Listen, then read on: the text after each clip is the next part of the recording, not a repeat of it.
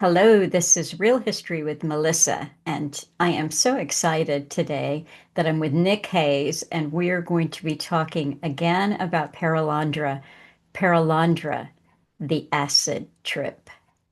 So sit back and enjoy this one because I've certainly been doing some homework and I've had a lot of fun, and Nick and I have had some good back and forth on it. So, are you ready?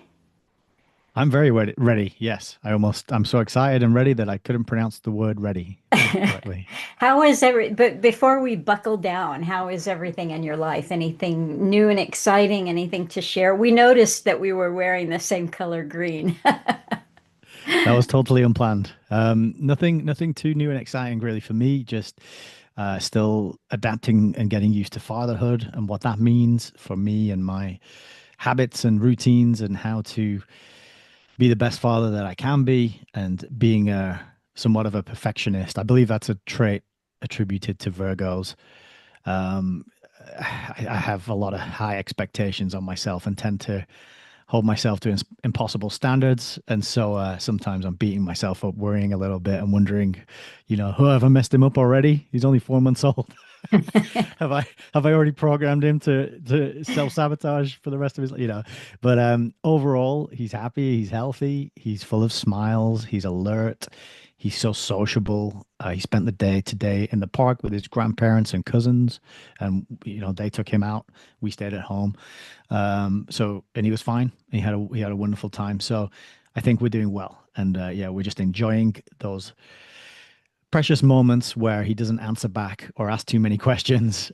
And this links really nicely to the conversation, which we'll discuss a bit later today, that you had with Greg, where he talked about his children and the experience of wrestling with them in the logic dojo when they were 3 years old and 5 years old. And that's something that I want to get in touch with him and learn about because I've got that coming.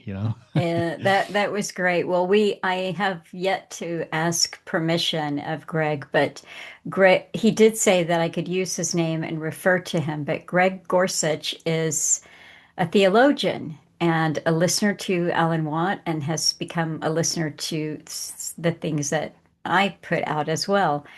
And okay, so let me go there right now with some glasses on. After the last time that Nick and I talked and I put that up, I got an email from Greg. And he said, just caught your review of Perelandra. Very good, but we must talk before you discuss the acid trip. What this is communicating is huge. I'll try to reread that section ASAP to be ready for a conversation on what it all means, since I read this about 45 years ago. You are close when you say it reminds you of the Borgs, but there is another key dimension to it. You were both very perceptive also in noticing the dance of Mars and Venus, the male and female dynamics of each book, respectively. But they are part of Lewis's presenting the Imago Dei. Let us make humanity in our image. Let us make them male and female. The quote acid trip is trying to reflect divine relationality, which is what we are being transformed into from one degree to another. 2 Corinthians 3:18. Jesus prayed, Father, help them to relate as you and I relate, in order that they might relate with us. John 17:21. You were perceiving half of the divine equation, the dance of rationality, of relationality in the acid trip, but missing the other half of the equation, maintaining individuality, as you know this best from Jung's little book. The divine relationality is perichoresis. I am one of the leading authorities on this subject. Note the meaning, similarity of Parmenides, perichoresis, and Perelandra. Perichoresis meaning chora or choreographed, to dance, and peri, all around. I can explain it further on a phone call. The book I have coming out in a few months is all about this, um, and I'm going to go ahead and finish with the rest of his thought. I think that's okay. He said, and how, so he has a book coming out in a few months about this, and how most Christianity perverts this dynamic to create the herding capacity of the church. As you know, most of today's Christianity is a perversion of what Christ was on about. So he then wrote 9 beautiful pages about perichoresis, which he shared with me. I had some questions. There were things I understood, and in fact, things that were so exciting to me because it explained for the first time intellectually certain things that I just knew. And I shared those pages with Nick, and then I had a follow-up exchange by email. And then I had a conversation a couple of days ago with Greg Gorsuch, theologian, and he, per Nick's request, let us record the conversation. I shared that with Nick, and Nick got some great fatherhood tips. So there we are. Excellent summary. Yeah, that was it was a wonderful conversation that you had with him, and I hope there'll be more opportunities for you to talk to him and bring those to other people as well, because I'm sure people would in your audience would very much enjoy that. I know I certainly did. It was a real honor and a privilege to have a fly on the wall, and I'm really glad I asked to be able to listen in on that. Well, um okay, sorry.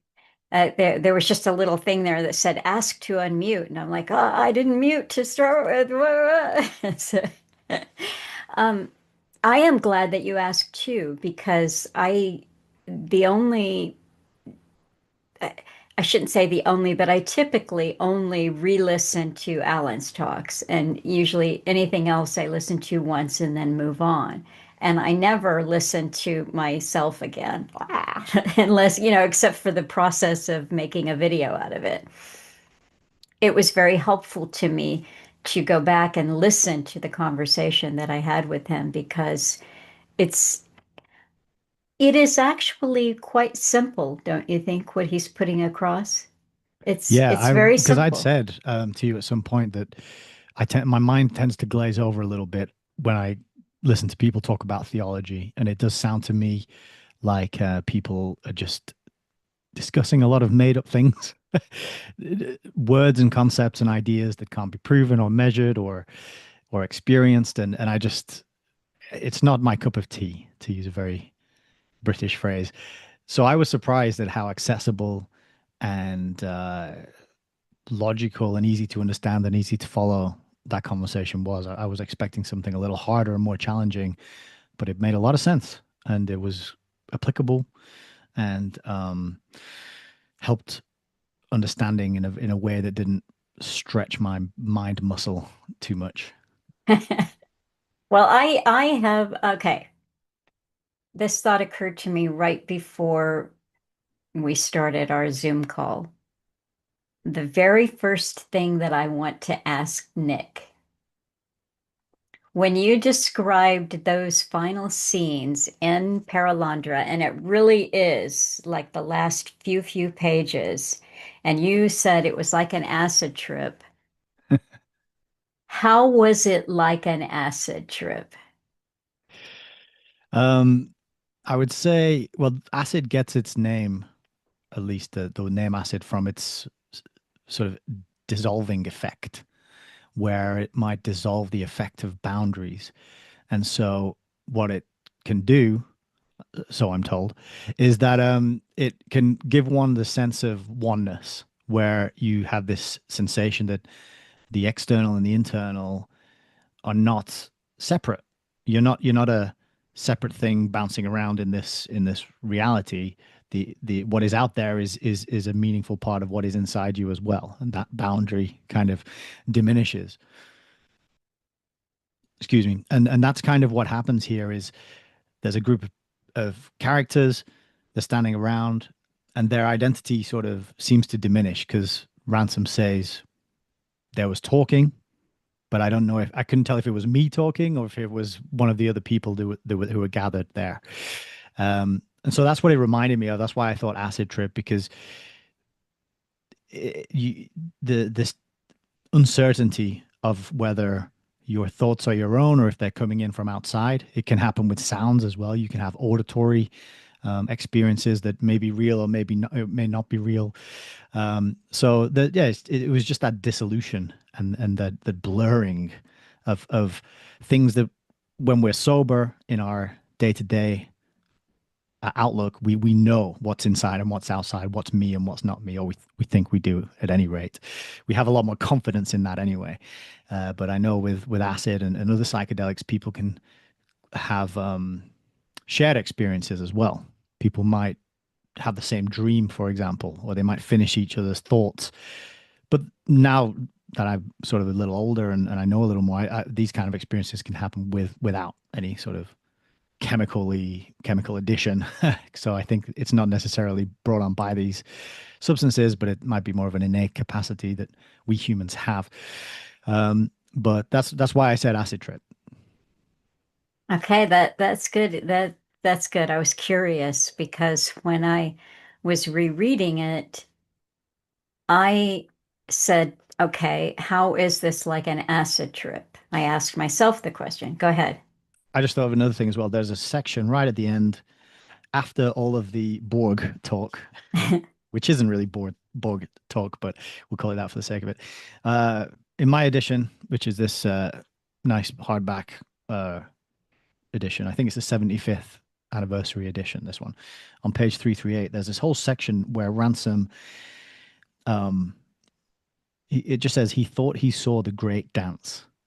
And there's this whole long page and a half description of what I would say reminds me of the psychedelic imagery that you can see when you're under these kinds of the influence of these sort of substances. So tessellations and patterns and connections hmm and the what's the word where you can zoom in and zoom out and it's the same shape all the way through. It's a What do you call them? crystallization thing. It's fractalization. Sorry. That's it. Is that Yeah, what the we're talking about? fractal. Yeah. Yeah, exactly. So the Yeah. fractal nature of it. And you can see these YouTube, if you type in fractal to 10 to the power of whatever on YouTube, and they'll just zoom in, and it goes in forever, but it goes out forever. So he does this kind of explanation of not only living entities, but also ideas and concepts and cultures and buildings and rocks and flowers and seeds and people and how they are outside of time, or at least not outside of time, but there's multiple dimensions to time.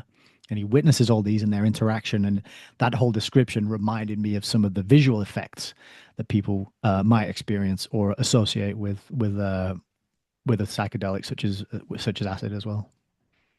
That you just reminded me of a couple of things there where you were talking about oneness or auditory, what you might think of as a hallucination. Where is the sound coming from? But early on in the temptation of the Green Lady, Meleldil, which is God, talks directly into her head. And she just matter of factly says that the first time that you see it, it's an interesting thing, but then you get used to the fact that Maleldil talks directly into the Green Lady's head. No one else can hear it. And of course, this is natural for her, so she doesn't think that there's anything weird or crazy about it. And she's very clear that the sound is coming from, it's not her, it's coming from outside her, and it is God. And actually, before I go on to more acid trip things, this does remind me, I was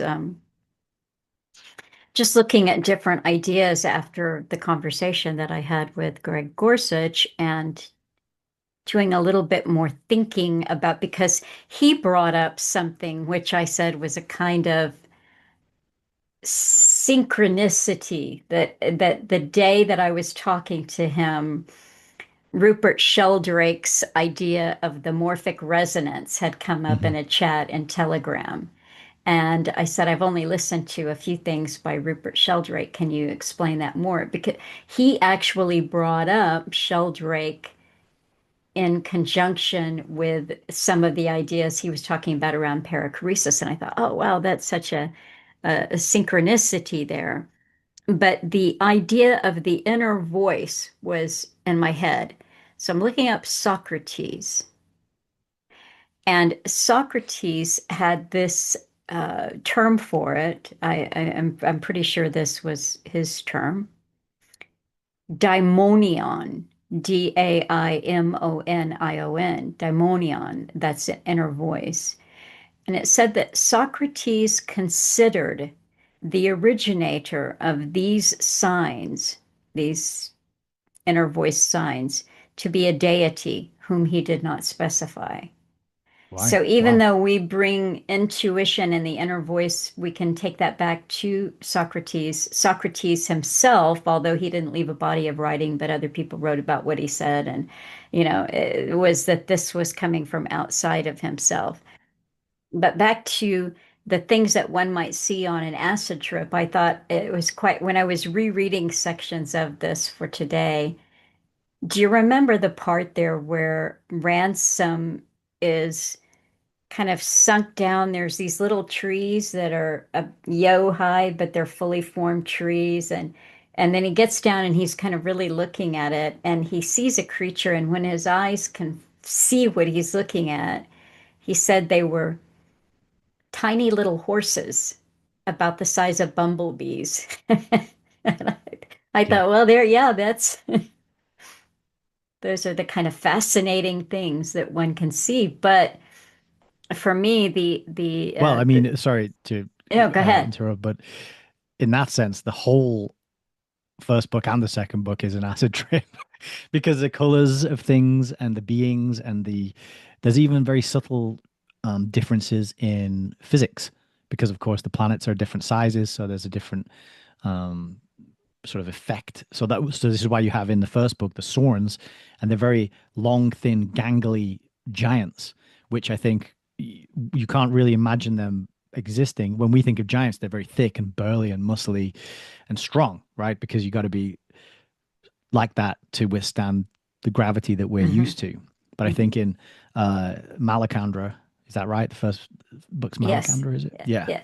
In Malacandra, slightly different atmosphere, different physics. So these lanky, thin giants can kind of walk around and pick, and operate there. And a lot of the vegetation is described like that, sort of thin and bigger than you'd expect it to be.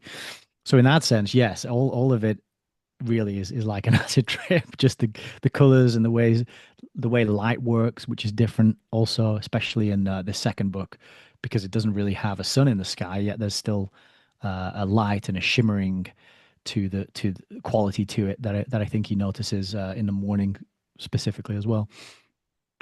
This is an interesting thing where I think we'll have to skip ahead and back and forth and so forth, like an acid trip, because you bring up things for me, and this is one of the things that Greg pointed out about light, that the light after these experiences, the light seems to emanate from actually from within. Mhm. So there's no external source for it that can be determined. And I thought that that was an interesting observation.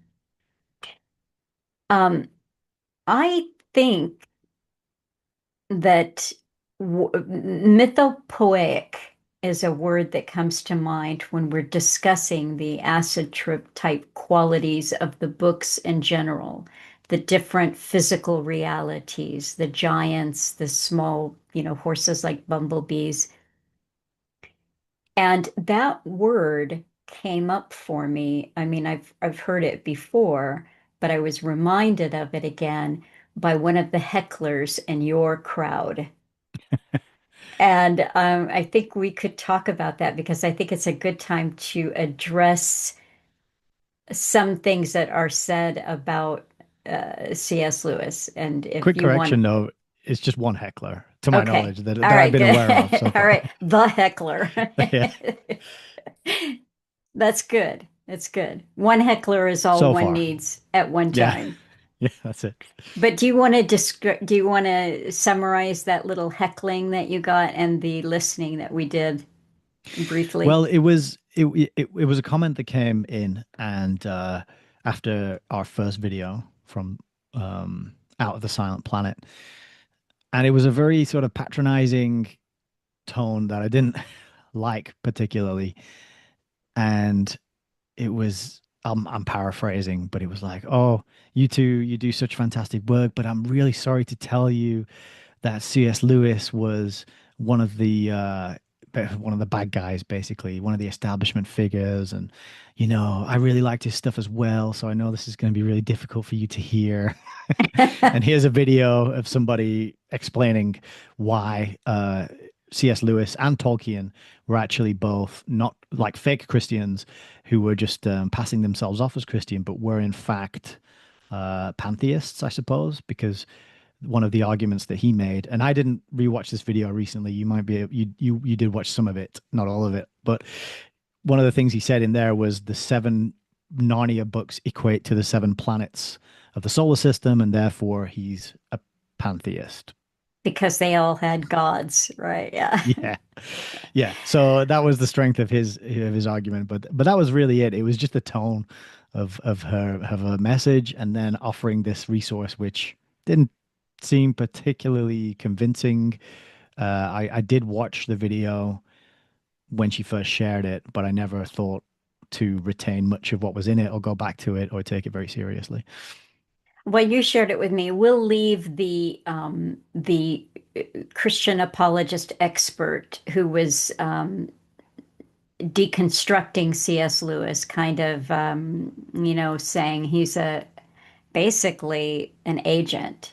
And Hmm. this is not the first time that I've heard that argument, and therefore I'm going to just address it head on. There are some pretty well-known people, and there are some people that I've liked a lot of their work, but for some reason, lately, it lately-ish has become a thing to call C.S. Lewis nothing but an agent of steering people away from Christianity. Now, I haven't had any Tolkien in my brain since my mother read me the Lord of the Rings series and The Hobbit, and I was young, and then I saw the movies, of course, later on. I don't know that much about Tolkien's life. I believe he was a Catholic. I think he wanted C.S. Lewis to become a Catholic. Lewis never went that direction. They were friends. And as Greg Gorsuch pointed out to me, not everyone from Oxford and Cambridge is an agent. They're not all assets of, the agenda. It's just all the ones from All Souls Balliol in Oxford, they seem to be. So, so I don't know. I'm not defending him in that way, but to me, there is nothing in his writing that that screams pantheism. I see it as mythopoeic, which, Joseph Campbell used that term a lot. And I think I actually pulled up something that he said.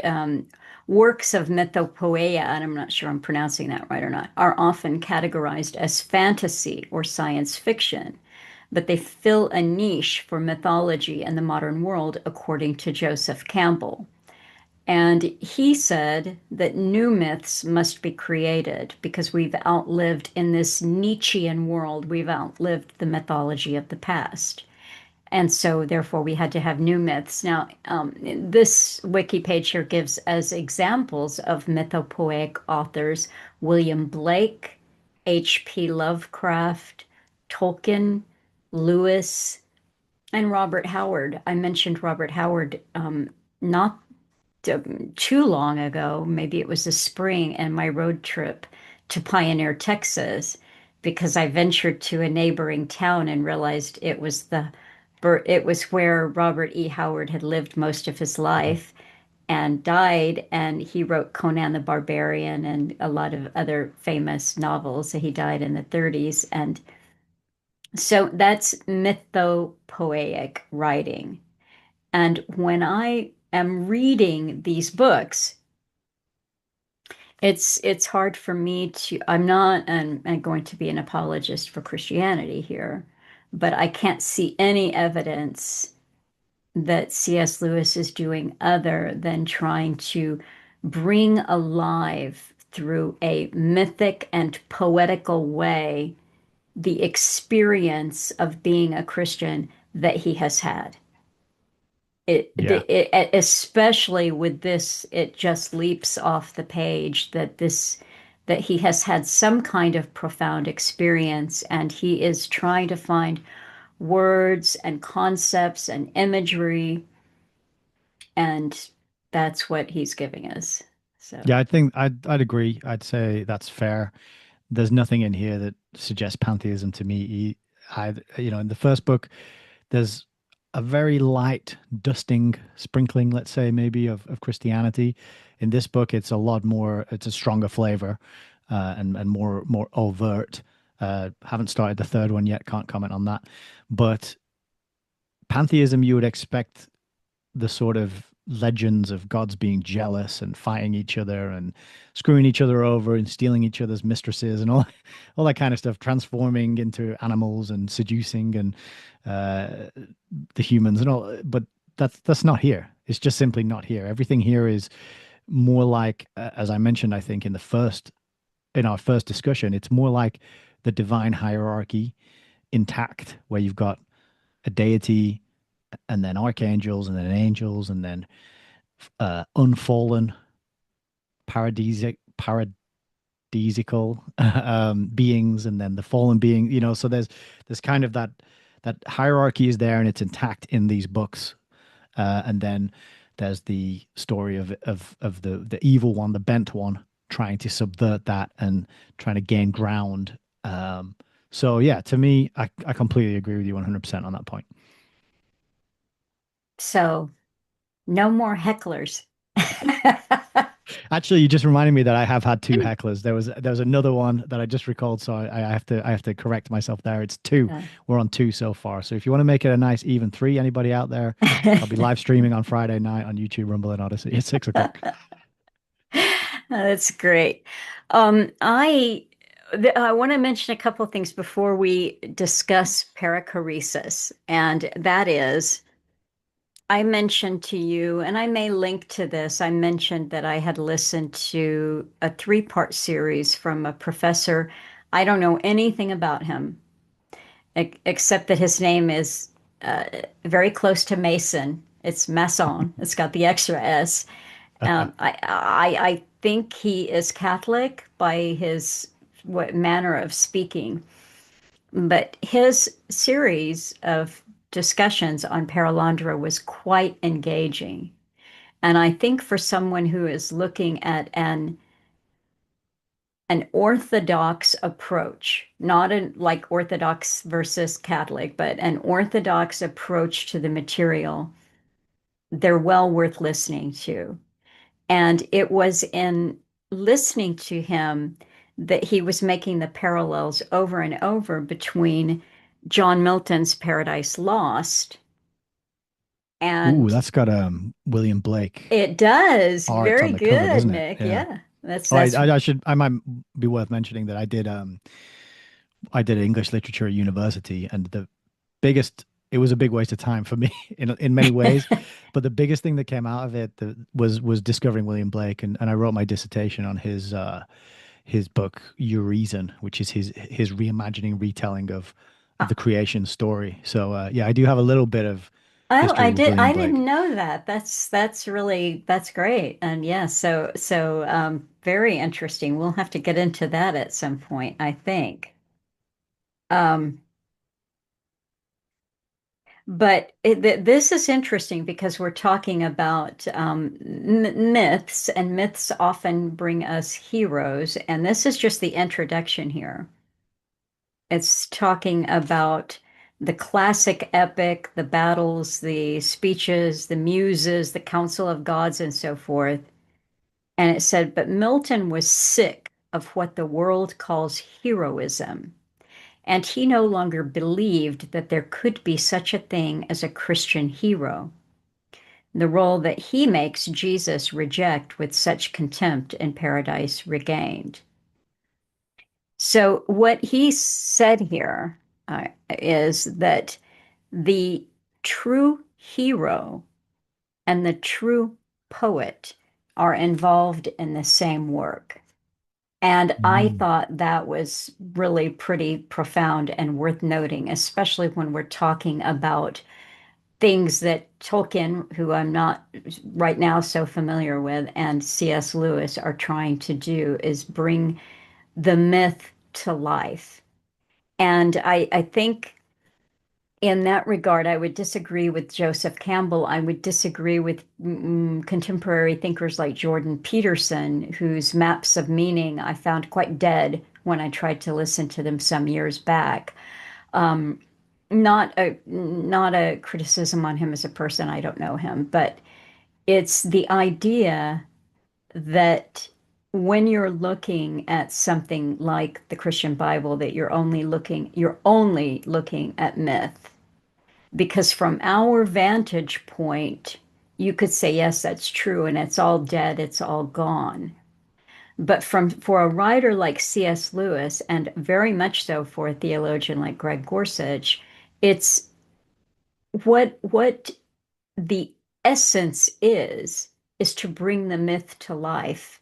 And I think in a way that is perichoresis, that is this dance around of the Trinity that brings the experience to life and is then, therefore, creating on the fly a new mythology, which is exactly what Jung was talking about in his amazing book, which I also brought to the table here, The Undiscovered Self. And he lays it out there. Got to have new mythology. We have to have a new way of invigorating Christianity. And Hmm. so the other thing that I want to mention quickly is that Darren, because I'm going to show you a copy of his book when I edit this little video here, he said, "You've got to read the Divine Comedy, Dante." And I said, "Well, I did, like 1,000 years ago." But he said, "No, no, it's really," he said, "because I can see what C.S. Lewis was doing here, and he's really drawing from the Divine Comedy." And I can see that too. The important thing about, I would say to Darren and to everyone else that I did start it. I'm on Canto 10, which means I'm still in hell. So, Keep going. You'll get yes. out. But what C.S. Lewis had by being a classic scholar and a linguist was he was steeped in everything that you got at university and all of the wonderful classics. So he can create new mythologies from drawing from what he's read in the classics, and then he can create new words because he's a linguist and they can make sense. So, Yeah, he does that so well. All the creatures and the names, the words he comes up with, the names of the planets, uh, they just work together. And that's such a skill. It's hard to come up with new. Well, I find it hard to come up with new words. I think those of us who aren't bilingual or trilingual will resonate with when I say that it feels very strange to make noises with your mouth that aren't words. When you're speaking in gobbledygook or speaking in tongues, or it's an uncomfortable feeling, just like learning a new language is, because in the early days of learning a new language, those words don't really have any resonance or meaning or weight to you. You're just making a new sound and you have to use it over and over again before it becomes associated with that slice of life that you're applying it to. So it really shines through in his labels and the names he comes up with. And I just noticed today as well that I don't know if we've mentioned this before, but he talks about the his name for God is Meleldil with the L, which is of course used in biblical mhm. stories, isn't it? And then you've got below them is the Eldila, which are sort of angels. But then you have the protagonist, main character, his first name is Elwyn. And I just Hmm. caught that today. I was like, oh, L, there it is again. So Actually, talk Darren pointed that out. And it's he broke it down beautifully. God's friend ransomed, right. you know, Elwyn Yes. ransomed. Yeah.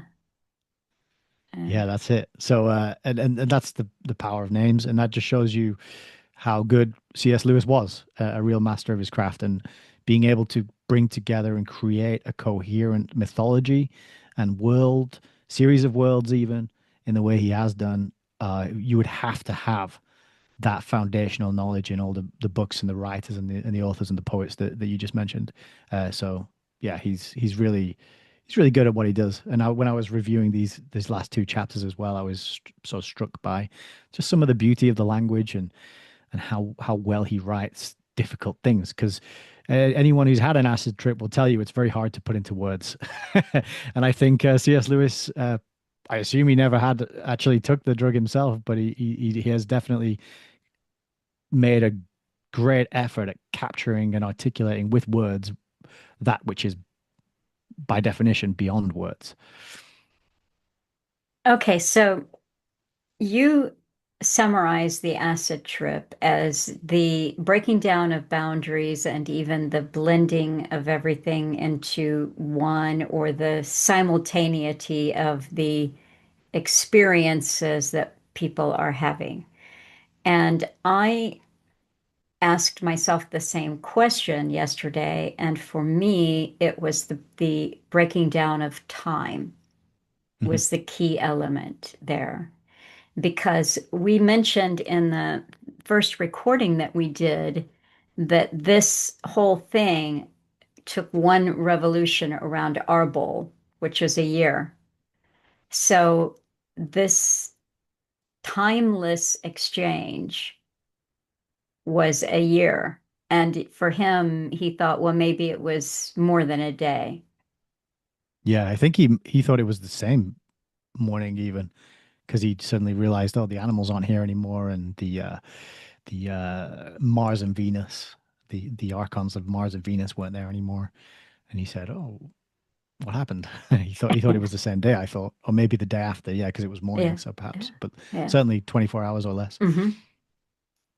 So the breaking down of time, and I think that one of the ways I've read a few things on that there's a trend and a lot of studies that have been going on for quite a few years now about microdosing with Mhm. psilocybin and LSD. So the therapeutic value of that. I'm not advocating it, but it's out there.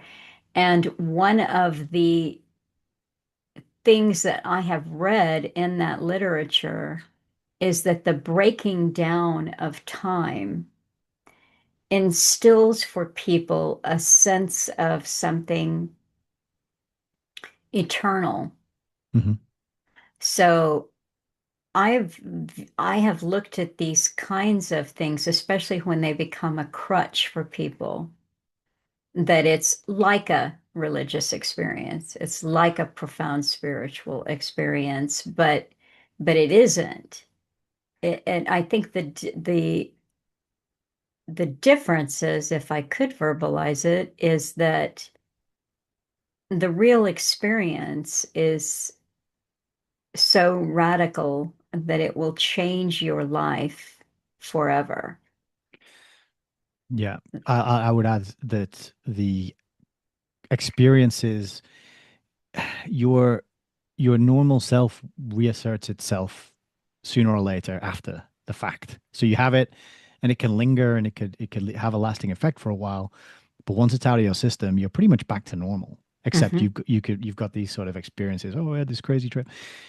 So I think that is a key difference. And the other difference that sprung to mind as you were talking there is that and this is relevant to the spiritual entertainer Alan Watts with an S, because he talks about these kinds of experiences fairly regularly, is that they'll lead people to have this sensation of I am God, Hmm. and that as we know, and people who watched the first part in our discussion, that is the line that we hear from the unman Hmm. who says exactly that, I am God. So that's another key difference. I think in the genuine experience, you're going to realize you are not God, right?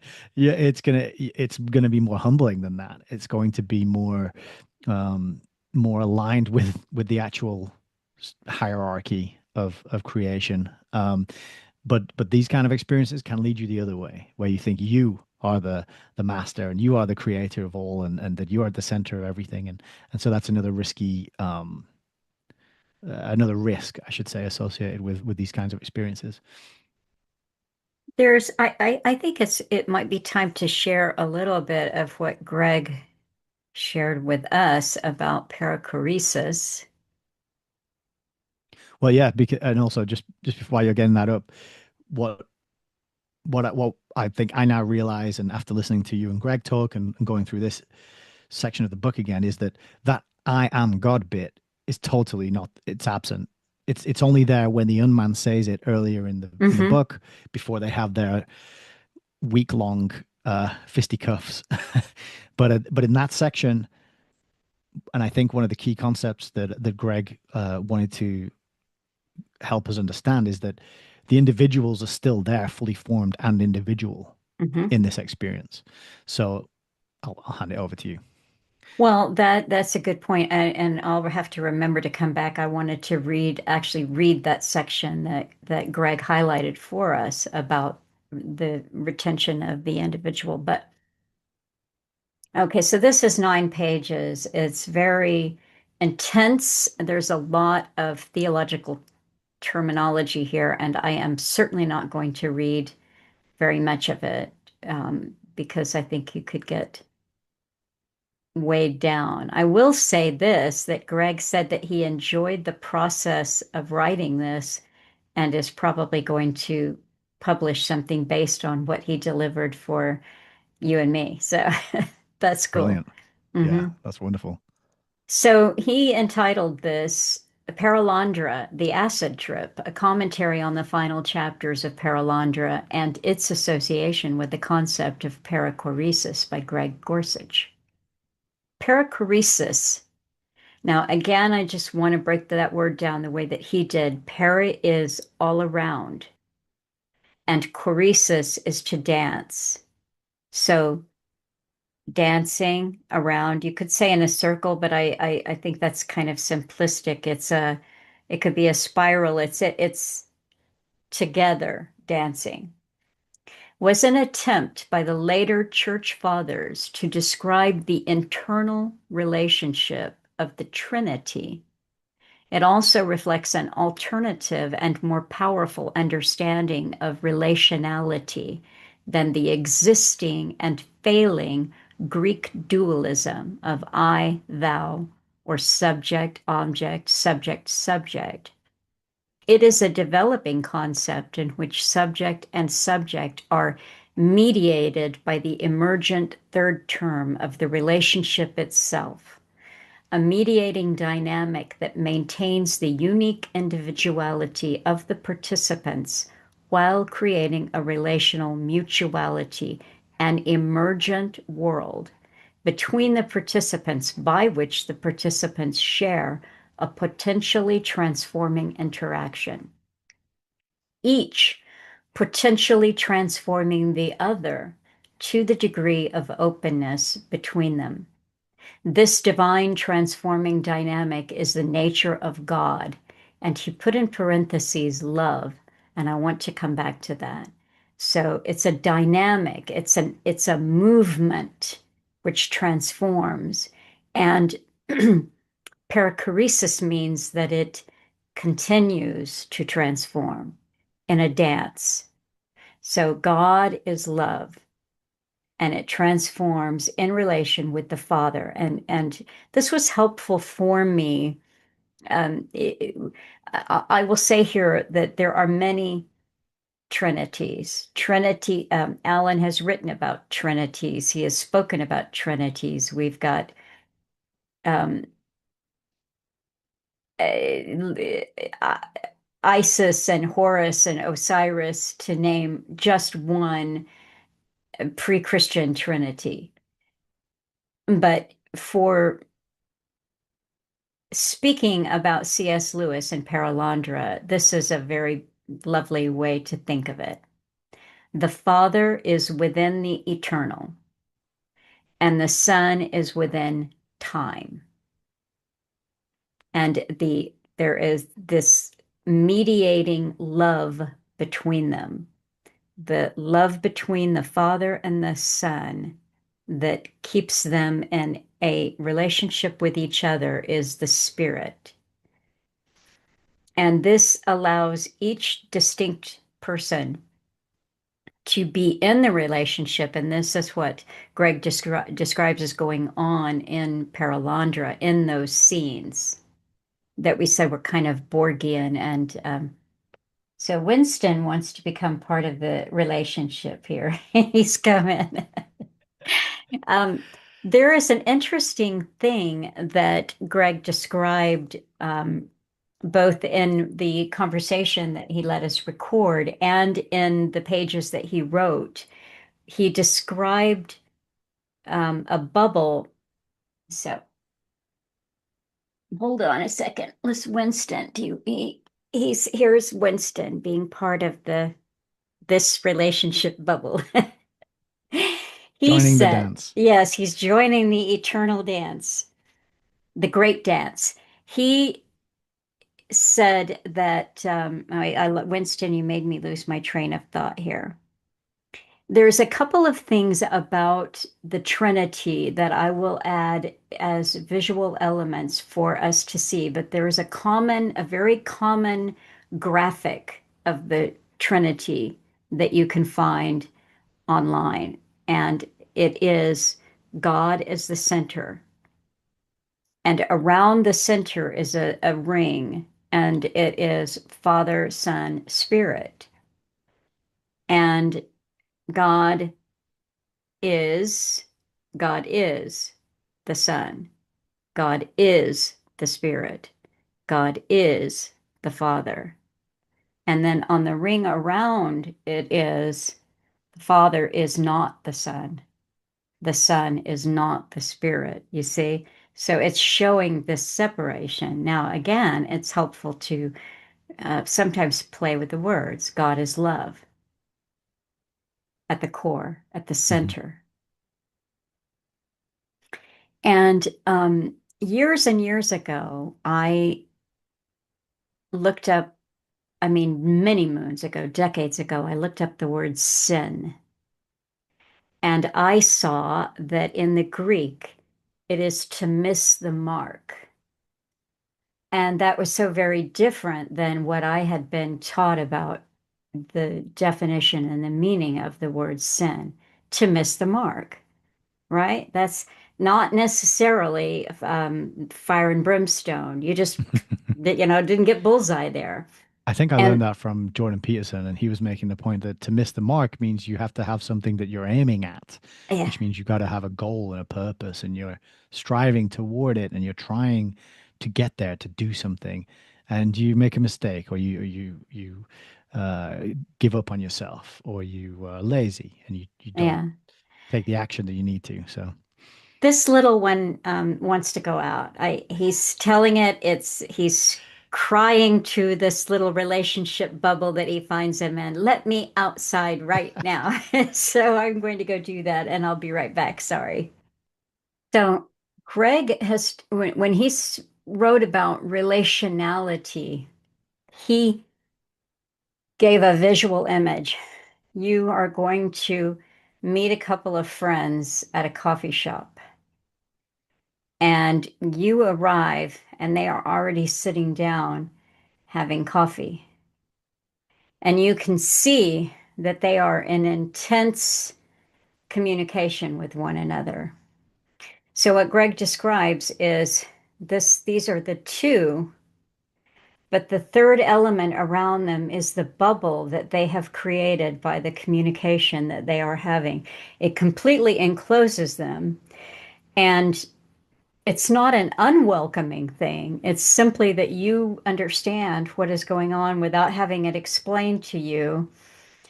They finished this. then they open up the bubble.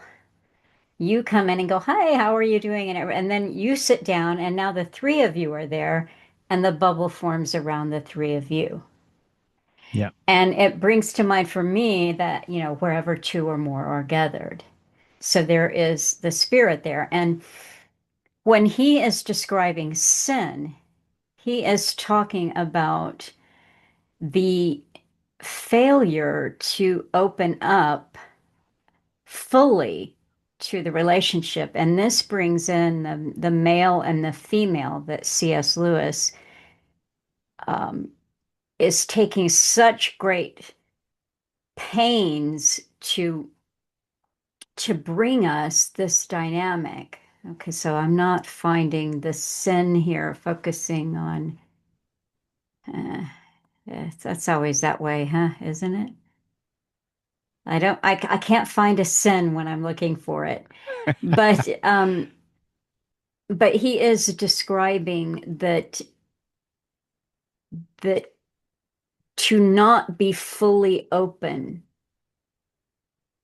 and this is the female. This is so, and again, just to backtrack a little bit, besides the final scene where there's this melting and all of the voices and where the voice is coming from, right before that, there was a point, and I said to you on the first reading, Nick, wasn't that just totally random that C.S. Lewis just starts writing about gender and the male and masculine and feminine? And it was like, it just came out of nowhere. It was so weird.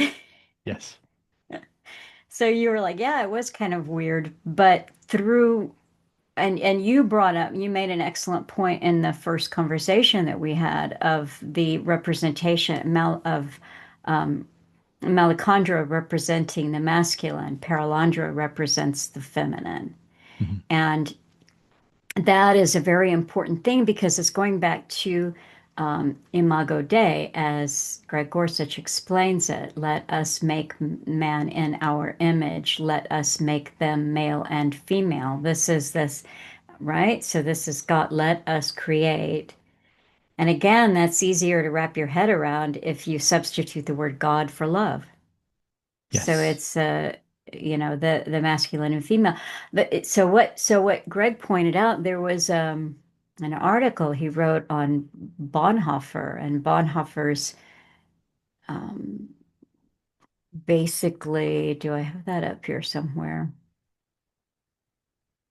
Um, this is a Christian pluralistic hypotheses to Bonhoeffer and beyond a world Christianity.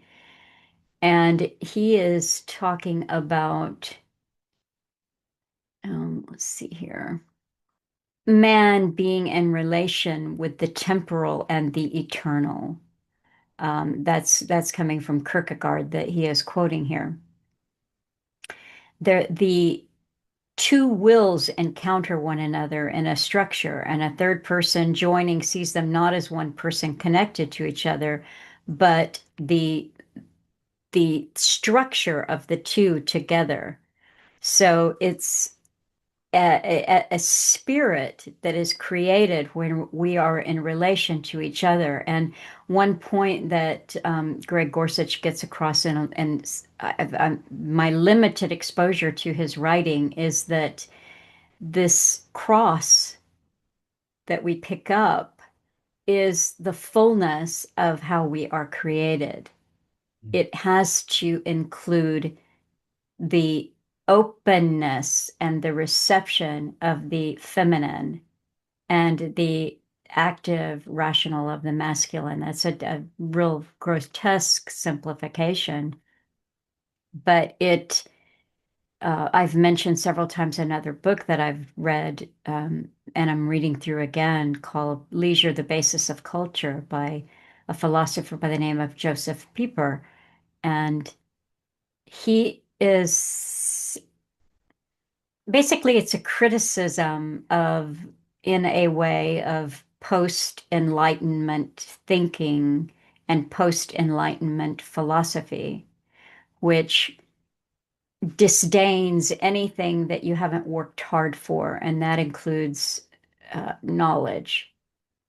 So if something just comes to you, how could it be worth anything? Because you Yeah, didn't work for it. And he breaks down a concept which I have found very useful, which is ratio and intellectus. And to me, I see these as masculine and feminine qualities. The ratio is a logical, perhaps sequential, it is a pursuit. It might even be what you just explained there with Jordan Peterson, because that's a very masculine point of view of having a mark to attain so that you know that you're working towards something. This is a very modern mindset, whereas intellectus um, just allows things in. It opens up to the relationship. It allows the relationship to occur. And for a lot of people, there's no opening there for that. that was going to be my comment is how and I'm thinking about conversations I've had recently with people. Sometimes when I'm struggling, let's say emotionally, I struggle to open up because I feel like the person who's I'm talking to is going to start doing the problem solving. Here's what you got to do about it, and fix it for me right there. And that's not what you need in that moment. Sometimes you just need to express it and be heard and acknowledged, right? And I think a lot of people, a lot of us, I'm not excluded from this, have been sort of conditioned into that. Well, all you've got to do is this, and it'll go away and you'll be fine. As soon as somebody starts saying, I'm having a really difficult time, I'm really struggling at the moment, and starts to open and do that opening up, a lot of us find it very difficult to just hold that space and receive that struggle, that pain, that suffering without saying, here's what you got to do, read this book, watch this lecture thing, go for a run every day, and just start fixing it for you. And that's just what it reminded me of. There some conversations that I've had recently, or actually more accurately, conversations I haven't had, because I feel like I know this person's not going to be able to hold that space for me to just articulate this. So I'd just say, yeah, I'm fine. Right? I'm fine. And how are you? So I think that plays into that dynamic. And the other thing I wanted to add as well, just to sort of circle back briefly to Trinity, because we had a few exchanges in messages around Trinity, the different Trinities. And one thing that, and I have friends who are Orthodox Christians, and the Trinity, of course, is Father, Son, and Holy Spirit. And I often felt a bit of resistance to that specific Trinity because of there being no feminine part of it. And I know people might say sort of, well, the Holy Spirit is the feminine bit, but I don't know if that's not so clear to me exactly that is the case or not. And probably informed by my recent experiences, life experiences that I mentioned at the start of the video, the Trinity that made sense to me is father, mother, child. And then I was thinking about this concept of the Trinity in the diagram you described, and you'll put up on the video. You could have a similar thing with family in the middle, right? And you've got the father and the son, the father, the mother, and the child, and they're three different entities, but together through their communication, their communion, they create this entity called the family, right? So there's many different ways to look at it, but what I think is important is the feminine side of things has been largely left out, or I don't know, papered over a little bit, and I think we have been brought into a real dominant dominant situation where rationality and reason and logic and analysis and facts and figures and data is predominant. And I know that even ties back to William Blake and his Book of Your Reason. And in that mythology, your reason is this dominant tyrannical god, and LOS, is the creative aspect, which is kind of pushed down Mhm. and suffering and diminished, let's say. It's actually called loss. He calls it loss. And so yeah, there's just so much there to pick apart and think about, and it's so applicable to our daily lives. I think part of my resistance to theology has been, what, so how does it affect me? But these kinds of conversations and the reflection that we've been doing since the last discussion and this one today, I'm starting to see more ways that I can actually apply this to my own life and my ability to connect with other people, relate to them, and understand them, and be, just a little more godlike, even though that's impossible, but striving, Actually, no, not impossible. Because Imago Dei, we are created in the image of God. If you believe that you're created, that's a starting point. You Mhm. know, there's nothing there that says created completely differently. Let us make man in our image. Let us make them male, female, and that there's no separation in the relationship, in the Mm, relationality of it. And there is something else there that I think is important to get to, and that is retain. Oh, yes. I knew if I just like blah blahed around long enough, we'll come back. it would come back to me. Um, Greg gave a really good description that worked for me, that made sense to me. In order, and I don't know if this is original to him, if he's tying together other thinkers, it doesn't matter. But um, in order for God, in order for the Son to incarnate, then or I'm probably getting it backwards. I really wish I could find it here in my notes, because I probably will get it all bass backwards here. Uh, yeah, no, I don't see it. That's okay. I'll just do the best I can. In order for God to come down into time, then some part of God has to be human.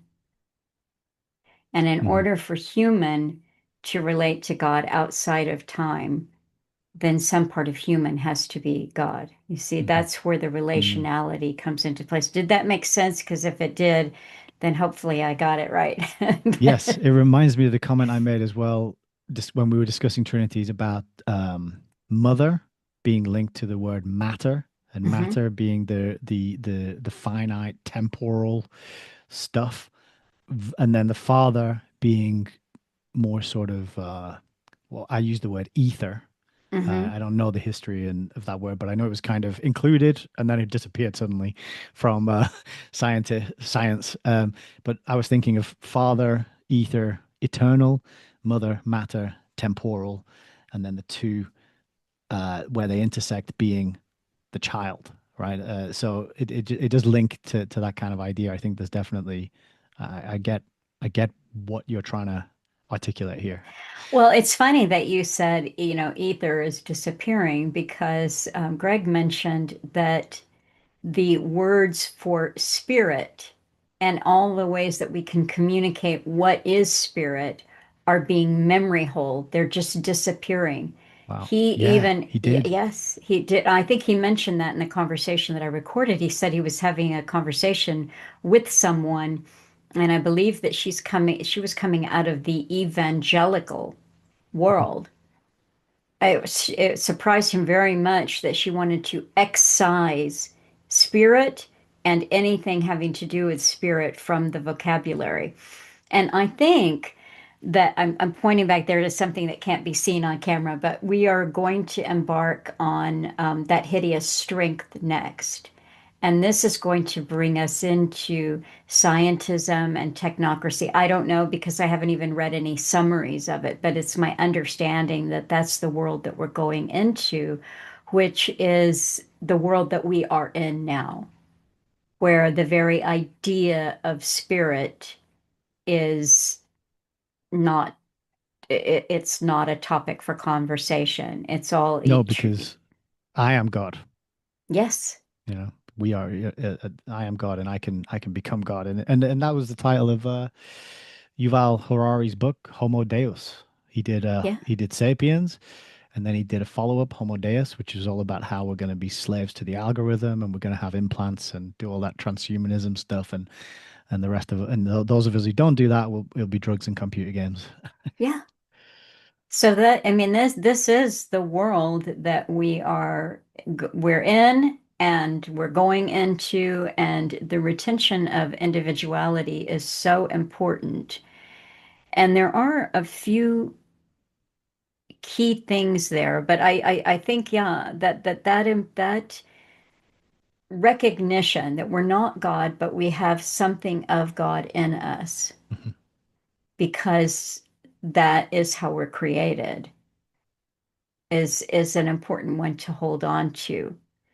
I I had so many little jibber jabbery things that I wanted to say. I'm at that point where I might just get too enthusiastic, but I thought that this was very helpful when I did that rereading here of the Blessed Be He's. So this Oh yeah. is okay. So this is the very beginning of the what we call the acid trip here. This never knew whether he was speaking or someone else was speaking. It was his words or someone else's, a man or an El Deal. That's like the angelic being. The speeches followed one another, if indeed they did not all take place at the same time, like the parts of a music into which all five of them had entered as instruments, or like a wind blowing through five trees that stand together on a hilltop. And I think when I was rereading this with some of Greg's comments in mind, then it seemed much less Borgian, but a flute player, a flautist, is not a bassist or they're not in the brass section Hmm. they're in the wind section, and they are very distinct as they are distinct from the violin and the cello, and yet altogether they make something that, unless you had some kind of trained Asperger's type mind, you would not be able to pick out all of the different components that make that up. So, what I did as a little exercise for myself last night was I substituted everywhere I saw the word his or he or him, I put the word love in there. Nice. And so I'll read a couple of paragraphs and see what you think. We would not talk of it like that. So this oneness, we would not talk of it like that, said the first voice. The great dance does not wait to be perfect until the peoples of the low worlds are gathered into it. We speak not of when it will begin. It has begun from before always. There was no time when we did not rejoice before love's face as now. The dance which we dance is at the center, and for the dance all things were made. Blessed be love. Another said, never did love make two things the same. So here's the individual and the uniqueness. Never did love utter one word twice. After earths, not better earths, but beasts. After beasts, not better beasts, but spirits. After a falling, not a recovery, but a new creation. Out of the new creation, not a third, but the mode of change itself is changed forever. Blessed be love. They skipping just a little bit here.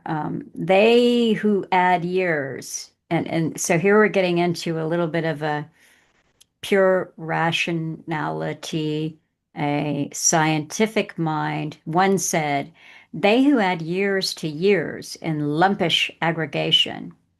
And it's also speaking to what we're talking about, the acid trip quality of timelessness, because love, the mother and the father and child are in an eternal dance.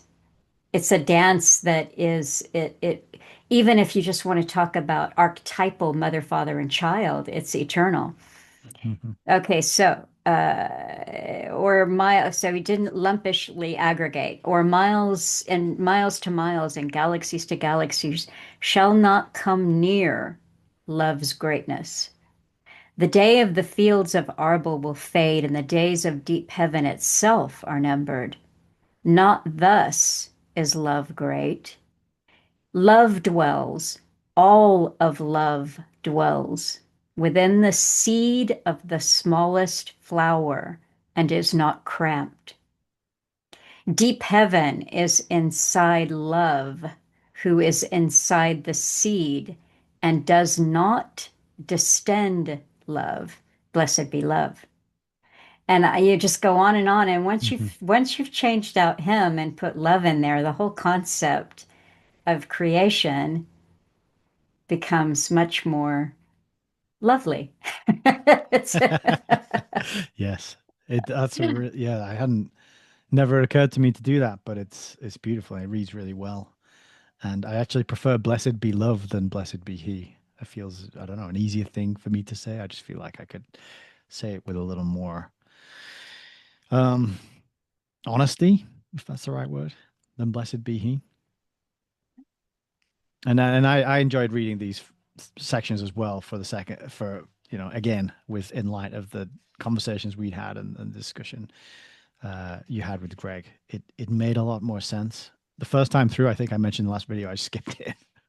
I got through about 4 paragraphs and I was like, I don't even understand what this is. And I just went where I just looked at the end of every paragraph, and whichever paragraph ended with blessed be he, I just skipped till I found one yeah, that I didn't. remember you saying that. Yeah, and I kind of had the same sort of response going through. It's like, okay, but when I, played a little word game there, and also had the input of Greg into what is going on in this dance, it just made more sense to me. There was something, I'm sorry, I just came so quote heavy. It's crazy how quote heavy I came to the table with just stickies and notes and plus all this stuff that I have, but uh, there was so much of what Greg shared in the 9 pages and in some other things of his that I read that it that first of all gave me a deeper understanding of why Alan Watts' work resonated with him. And this was the individual. And he quoted a lot for me the work of the theologian Soren Kierkegaard, Mhm. who lived a long time ago. I'll just say that. So, but there was a quote that he shared from Kierkegaard. It was about the individual. And I said, Alan could have written that. Alan could have written that because what was what was the essential thing for Alan was the individual. It was always the individual. What is the antidote? How do we get through this? The individual. And this has come up. I got a card I mentioned from Prince the other day talking about the individual and being an individual, and he closed it by saying love is the only key for survival. And so what are we talking about here? But he put a little supplementary card in there about H.G. Wells and the World Brain and the World Mm. Encyclopedia. This is what we are in now with the internet, the world and AI, the World Brain. Well, It's we've yeah, even got Grokpedia now. yeah. So yeah, but I liked his little summation at the end of just reminding me of that. He said the truth is learned, never told. Yeah. This comes back to me of the idea of how is the individual formed. It can't be taught. Mhm. It can be received, it can be opened up to, and So those were some important concepts, and I wanted to share just a little bit of Alan and maybe a little bit of Jung without It's a getting great too, point, though, while you're looking for the quote, is to teach individuality, you have to formalize the course, let's say, or the method. And once you do that, you're into a cookie cutter situation. yeah, yeah. Because unless you take every student on one by one, and you formulate a totally bespoke, unique syllabus and methodology for that, and even then, Even then, there's somebody else, and one of the yeah. quotes that Greg shared with me from Kierkegaard is, "No man can show another man God. No man can bring another man, this ties in so beautifully with individualism. It is, or the individual. And if I Mhm. say individualism, I might think about your unique tattoo or shirt over, but the individual versus the mass man. And there were just, this is from Alan Watts' Cutting Through the Matrix series of books. And I marked two places. And as it turns out, the this is Alan summing up the first, or his closing remarks after the first volume and his closing remarks after the second volume. So at the very end of the first volume, he said, he's talking about flocks of sheep, people who, and well, I'll put this into context here, a little bit of background, and I think Alan has said similar things publicly, but to me, he actually dictated quite a few emails to people who were inquiring about, along these lines. So I have typed a variation on this theme many, many times where he has told someone modern Christianity is a country club that you join, and everyone in the country club, your country club is a little different than somebody else's country club because of your dogma and your belief system or whatever, but it's a country club. He couldn't be clearer in private or in his public talks, if this was ever talked about, that it cannot be joined. There, it's not a mass thing. He even said beautifully two or three times in recorded talks, you don't get to heaven in a posse. But he closes this after talking about the herd and the sheep, the flock, the followers. He wrote, "This work is for the individual spirit, for those who know that this universe and this world was made by something greater and more wonderful than human minds could ever dream of. The simplicity of accepting this is the beginning of personal freedom. It is the beginning of life. To live instead of exist is a miracle in itself. Personal experience must be the guide, for everyone knows what is right or wrong. We are not animals. We have an intellect which makes us far more dangerous than any animal. The Creator gave us the ability to live and care for each other, accepting the world as it was made."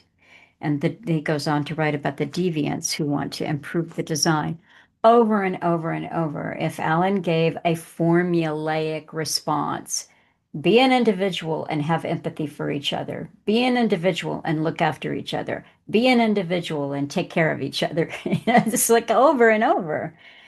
So here he is at the end of the second book, and he says, he's talking about language and how it's been created to um,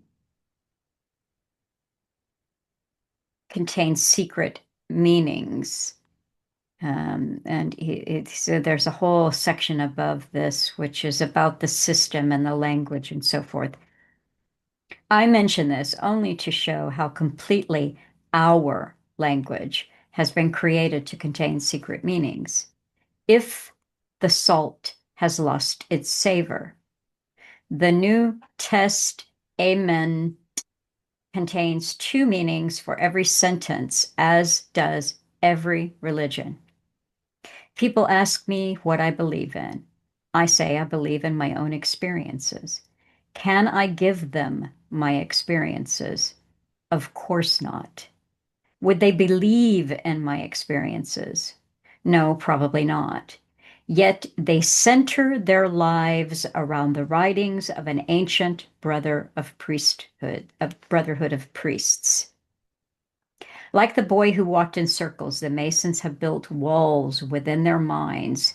To stop sheep wandering, you create an enclosure. There are those who believe they have been grafted as a host from Holy God. I have no doubt that the Creator gave everyone power, but it is up to each individual to realize this power. Domesticated animals are supplied with a leader. Again, he's always been clear. And so what Mhm. he's saying is you can't give someone else your experience. And when you go to a church, then you're hearing the experience of the preacher or what they got from the World Council of Churches, the Rockefeller Association, or they're waiting for someone else to tell them, or they're just showing up, for country club because it's the social thing to do, and But in their world. one of the things I was just thinking there, if I can just add it, is that phrase "walls in their minds" made me think that coming together with a group in the way as we've described earlier in today's call, uh, such as in the coffee shop example, is a way, such as in the Cutting Through the Matrix book club every Saturday. This is a way, while we can't give each other our experiences, to me, it seems like a method by which we can break down some of those walls in our minds, listening to other people's interpretations. And we do listen, we do share experiences, and we do share resources, insights, instincts, all sorts of things get shared. And we are coming together and creating that entity, whatever you want to Hmm. call it, of learning, of intentionality, that we come together relationally to create something there. And I think I just wanted to mention, because it strikes me that that is a way that I think people can uh, start to, at least, if not overcome the walls and break them down, at least identify them, because you can have a belief or a idea about something, and then you meet somebody on one of these calls or you have a conversation, and they say something that is totally incompatible. And then you're faced with this choice of, we can't both be right. So what's the truth here? And do I pursue that truth, or do I look upon that person as, or do I force them to my way, of understanding? So yeah, there's something to be said there as well, that even though we can't teach individualism, and we all have to come to it in the way that we are called and guided, because I think it is a calling and a guide, and there are signs and synchronicities that help you along there have been for me. That's so, I Hmm. don't know about other people, but for me, I was saying in another conversation today that whatever modicum of quote unquote success I might have had with my channel or the work that I put out, I don't really feel responsible for any of it, because a lot of it was just synchronicities and people catching a video and giving me a shout out, and just things that I never could have planned or prepared Hmm. for, or claim credit for, that happened. Even to us sitting here having this conversation now, it was through my desire. I mean, the project is subtitled "Truth in Books," so it is through my desire to uncover truth by reading books and sharing that with people to help others who are interested in truth do the same. And there's signs and there's synchronicities and there's things along the path that kind of help steer you. But so even with that said, there's still value and power and benefit to coming together and Yes. working with other people and collaborating and testing your ideas and bouncing them off one another, and it can be so beneficial, I think, to create that space. And the other thing is that the concept of perichoresis um, helps me realize that there are some people who I struggle to dance with. Let's put it that way. Yeah. Yeah. There's some people who, even though I might love them or be close to them or have a long relationship with them, I'm like, you're doing the foxtrot and I'm doing like Night Fever, John Travolta. I don't know, whatever. It's like we might be both dancing here, but we're doing two different dances. What's going on? And so that's another thing is when you find those people with whom you can create that like harmony, for want of a better word. It's very fulfilling and uplifting and powerful, and I think worth going out of your way to find it and nurture those relationships and friendships because there's a lot of benefit there. It's all good to do your own research, read the books, follow your curiosity and instinct, but at some point, I think, and I know Alan was kind of forced down this path. At some point, you got to share it. You've got to Mhm. put it out there, whether that's one on one or to the internet, whatever. However, you can't just sit on it and hoard that information and knowledge for yourself. So, yeah, just a few thoughts that I wanted to add there, and also that I have to get off the call probably top of the hour, maybe soon after. Maybe I could probably go the next maybe 10 past, quarter past. Okay, But well I got a bit of a we will definitely wrap it up. Are you book clubbing? yes, yes. Okay. I just keep thinking you're doing the first global revolution. Yeah, we got about 40 pages left, so I think another two sessions probably to get it finished off, unless I get a sudden burst of the problem is the progress is slow because I keep stopping to rant and comment and interject with things that with when I'm outraged by something they've written.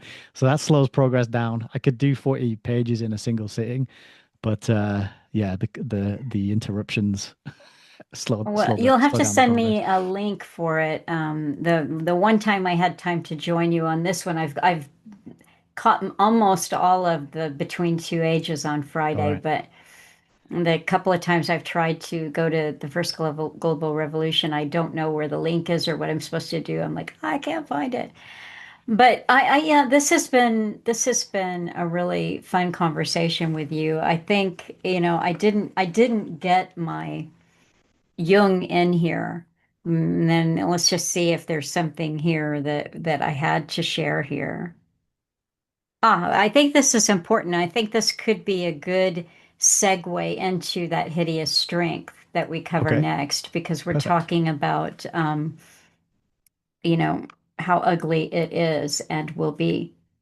The individual who is not anchored in God, love, okay? The individual who is not anchored in God can offer no resistance on his own resources to the physical and moral blandishments of the world. For this, he needs the evidence of inner transcendent experience, which alone can protect him from the otherwise inevitable submersion in the mass. Now, this was one of the few books in this vein that Alan Watt ever read from, and he covered the undiscovered self several times in relation to the individual versus the mass and the experience, the religious experience or the conversion experience. Um, and if I have time, I'll try to find one or two of those talks and put them up. But it's a key thing, and this copy here, metanoia is it's a Greek word that Alan discussed with me quite a few times, and it is repent, change of mind, spiritual conversion. So curiously, the churches whose concern is supposed to be the care of the salvation of the individual soul are completely subsumed into mass behavior and mass movement, the herding that the church does. That's what he's talking about. I just have to say it always blows my mind that they called it mass. And Yes, then for Alan to yeah, point out the masses, it's the mass man, it's the mass yes, mind. Uh, absolutely. it's like they called it right there. They said it. They told you. They sure did. They said what they're all about. So he said the churches are supposed to care for the salvation of the individual soul. They do not appear to have heard anything of the elementary axiom of mass psychology, that the individual becomes morally and spiritually inferior in the mass. So, okay, for this reason, they don't burden themselves too much with the real task of helping the individual achieve metanoia or rebirth of the spirit. And then he puts in here the Latin Deo concedente. And I have written in the margins that because I don't speak or write Latin, that is yielding to God. Yeah. Deo concedente, yielding to God. It is unfortunately only too clear that if the individual is not truly regenerated in spirit, society cannot be either. For society is the sum total of individuals in need of redemption. So, what you're talking about with the group, I love everything that happens when you and I are communicating, or when we have a group that includes maybe one other person or a couple of other people, and all of these offshoots that have happened, which to me is a little amazing, miraculous observation of life to see in the CTTM book club. Just there's something going there, and that's great. And Alan would call it, we're having a chance to grow, to model individuality, to help each other, and over all of these things would fit into what he would call empathy, deep Hmm. concern for other people, and that is good. But the individual must find and retain their own individuality in the dance. Yeah. That's the key thing. You're not going there to copy someone else's cool dance moves, right? We're not. It's about, yeah, yeah. It's kind of you got to find the rhythm and you got to fit in, but at the same time you have to be spontaneous and creative in the way that only you can be, right? Mhm. And I think I love the way that Greg put it. We told Greg that I mean we told each other that Greg was part of our little group bubble here today in this recording. but but I like how he describes spirit then as the love which keeps the group being that trinity, that tripart nature of God moving around in the dance. So it's a cool And thing.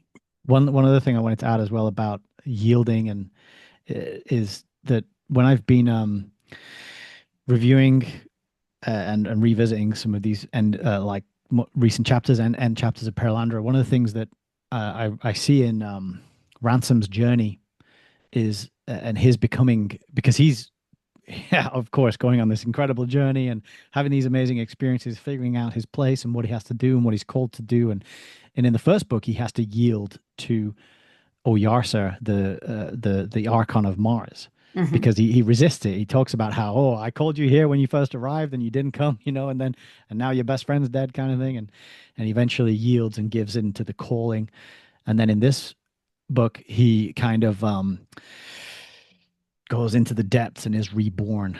Quite literally, he gets Hmm. dragged down into the cave and then gets reborn on the mountaintop and nursed back to life by Venus, right? And one of the things that one of the sections that really resonated with me is when he's struck by the awesomeness of, for example, the king and queen of Venus when they Hmm. arrive at the end for the ceremony, the handing over, where they become the king and queen of the planet, and the Archon steps back or gives it to them, and he just falls to his feet, and he just yields. He just yields to that beauty and power and love and truth and all those other words that don't do it justice for what it is. And that's a very key part of it. And it's what you and Greg talked about as well.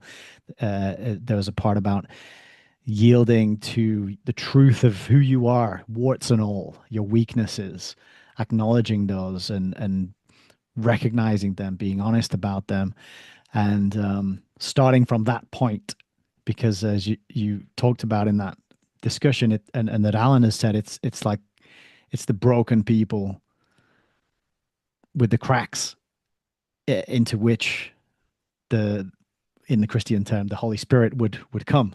And so, but if you're just constantly putting on a brave face and a stiff upper lip and no, everything's fine and I'm okay and never opening up and acknowledging the difficulty or the struggle or the weakness or the pain or the ways in which you are lacking or sinning, missing the mark, then it's and you're not yielding to the truth of that, then it can be hard to get on the path to individualism, I think. Um, Hmm. I hope that makes sense. It's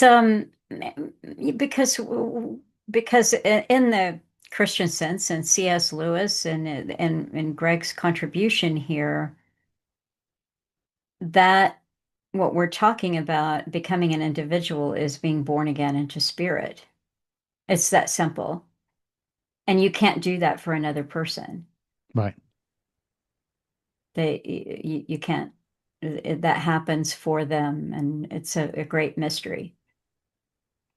But you can, open up to another person, and in the opening up, um, to fully give yourself to the conversation, to fully give yourself to your wife or Hmm. your son or wherever you find yourself, that is that's the bed in which the amazing changes can happen.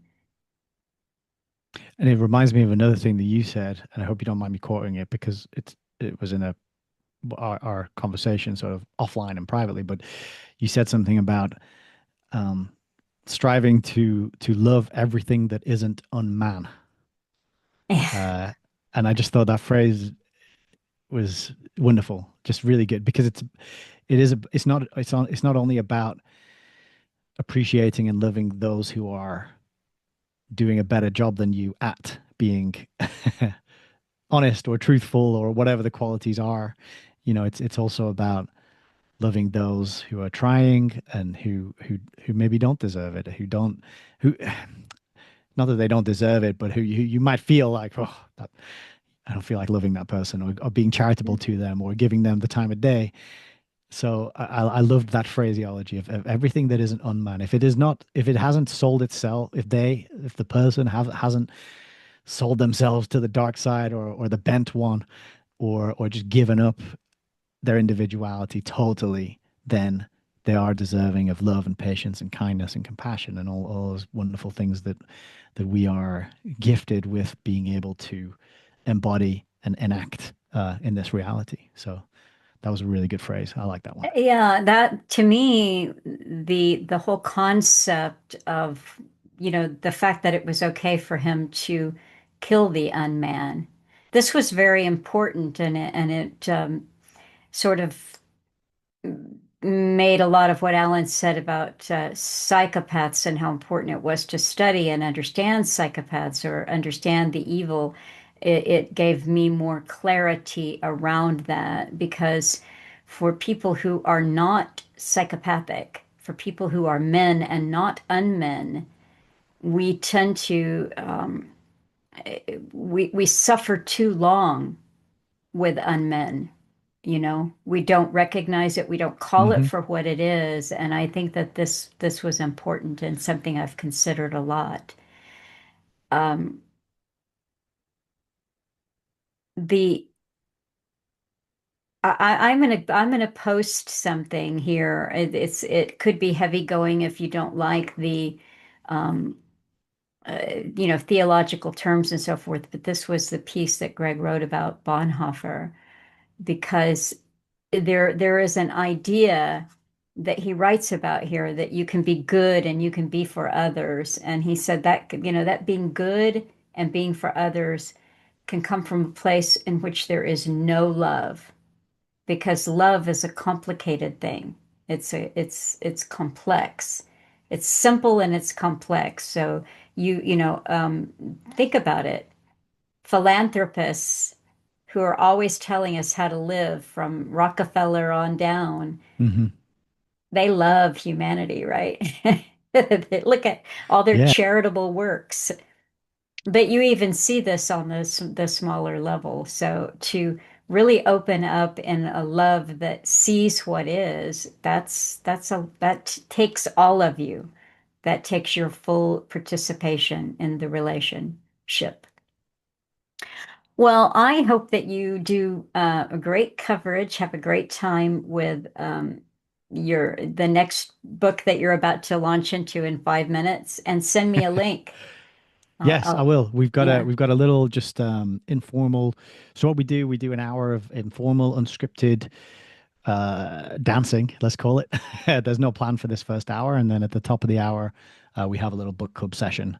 People are free to stay on the call and listen live, and I encourage people to interject. But so far, people seem to just like listening to me do the reading and the ranting. But yeah, so that'll be the format. Just an hour of meeting, spending time together, and then an hour, hour and a half after that of book reading. But yeah, thank you very much. I'll send you a link. No problem. I'll get that to you right away. Okay.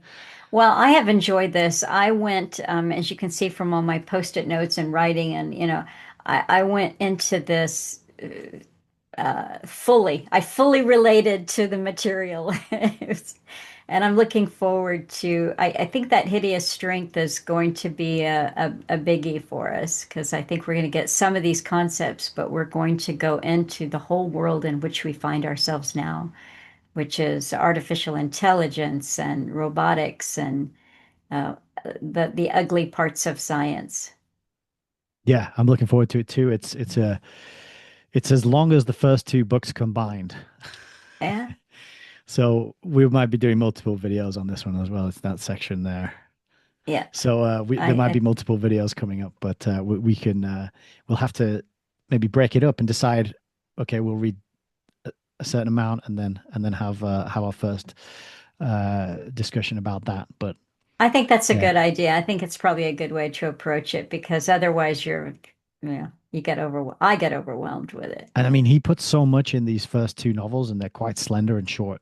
But I mean, I feel like we could probably talk for another 2 hours easily, especially with all the notes you made, and you came very well prepared today, and I appreciate that. And I think I always feel a bit sad that we didn't quite get around to discussing everything, but there's so much in there I in those know. first two books that I can't even imagine how much he's managed to cram into this last. Oh, one last thing here because there the relationships and synchronicity and all that. I'm just going to get this in here. I was checking the emails right before we went to record, and I'm going to see if I can pull this one up here. This came in this morning, and it's a Mhm. Substack that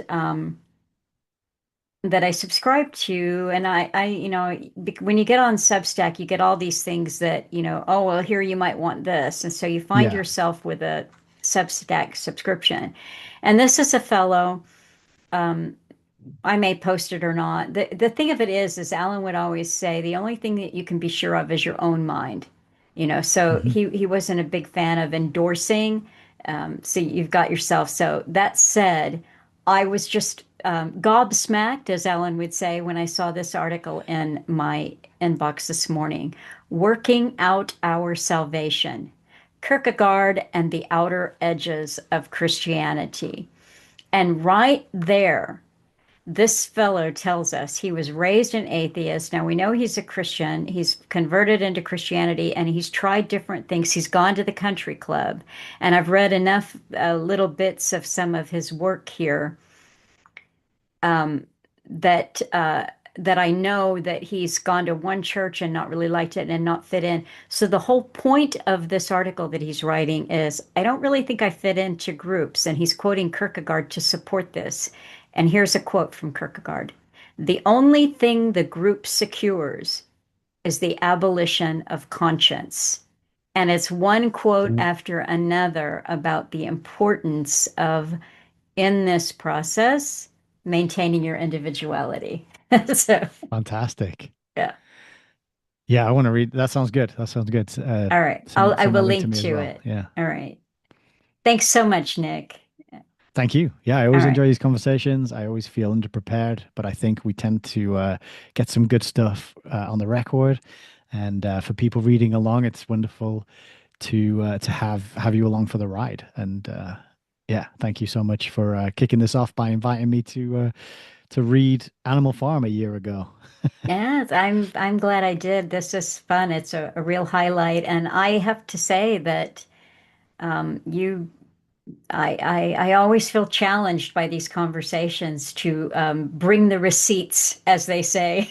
So, Yeah, that's it. all Well, right, I mean, no pressure from me. I like the books, I like the page numbers and all that stuff, but it's I think there's something to just coming together and having a dance around these ideas and it's great that we can sort of do that together and as I was mentioning earlier, some people you just can't do that with. So when you find somebody who you can, it's a real blessing and yeah, very enjoyable. So blessed I'm be looking love. forward. Blessed be love. Nice. Yeah, exactly. All right, I don't have anything lined up for next week, so I have no idea what will be happening, but it there'll be something. And I thank you for joining, listening in, and I do know some of you are reading along, and so I hope that this is helping in your understanding. Thank you. And thanks to Greg Gorsuch. All Yes, right. definitely. Bye. Bye Thank bye. you. So for me, I've never fit in on this meeting being recorded. Okay. Yes. Okay. All right. So I am here. I appreciate you doing this with me. And I don't know, I thought I would just listen. You said a few places that you could clarify things easier if we were speaking. So I've got your pages up, and I also have the latest email up as well. Well, and I think some of the questions that you came back on. I mean, I don't have that in front of me. I have it, so if I need to ask again, I can. But the primary thing that all I wanted to when I heard you and that you guys were going to be speaking quick and when you labeled it acid trip, which is basically what I saw the first time I read it, because when I went back and looked at those two chapters, I remembered all sorts. I was just talking to my wife last night over dinner on it and how much I could recall of the book, even from 50 years ago. But um, that those last two chapters, none of that I felt like I remembered. So in other words, it didn't stick with me either, and Mhm. it was just so, uh, like you say, acid tripish. And but now reading it through the eyes of perichoresis, which is my field, um, it just leapt off the book, and um, so I'm motivated to even take those two chapters and write a little thing and have it published just on that because it's so perichoretic. There's just little lines throughout it that scream perichoresis.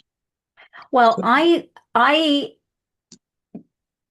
and I do have questions and so forth, but just from what you have explained here, this makes the whole idea of perichoresis makes so many things that never made sense for me intellectually.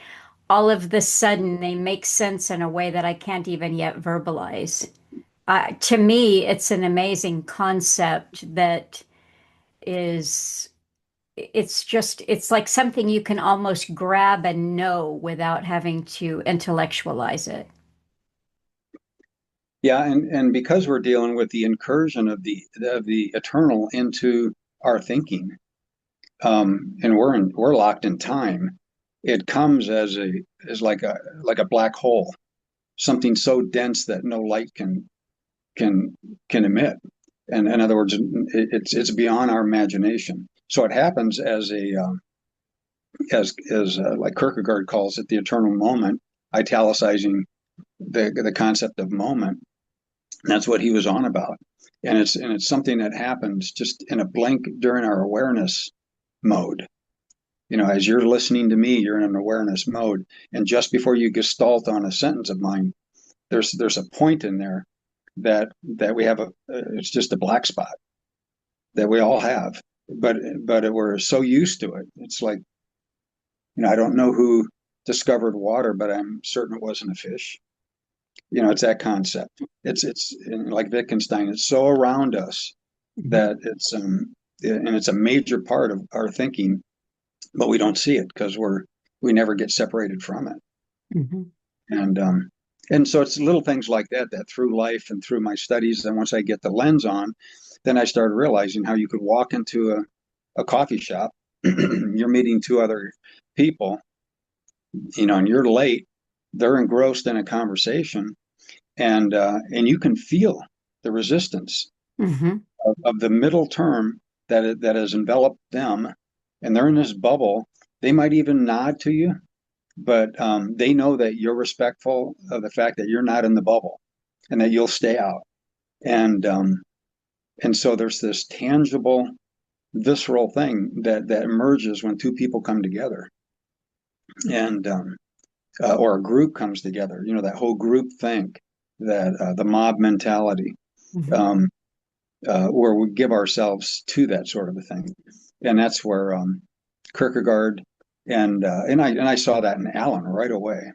That he knew the individual, and the fact that he went for that one book, that Jung impresses that it's the one thing that Christianity brings to the table that nothing else does. Mhm. I was at the office putting together orders and I grabbed off the shelf, and Alan may have another copy, but I grabbed this because I don't know if I'll even have time to get into. And then I noticed that my copy's falling apart. But a lot of the notes that I made inside here are, I mean, they almost apply to the perichoresis. I mean, I just randomly opened it up to this page. It's my copy, page 70. And he says these biological considerations naturally apply also to Homo sapiens. He's talking about archetype, who still remains within the framework of general biology despite the possession of consciousness, will, and reason.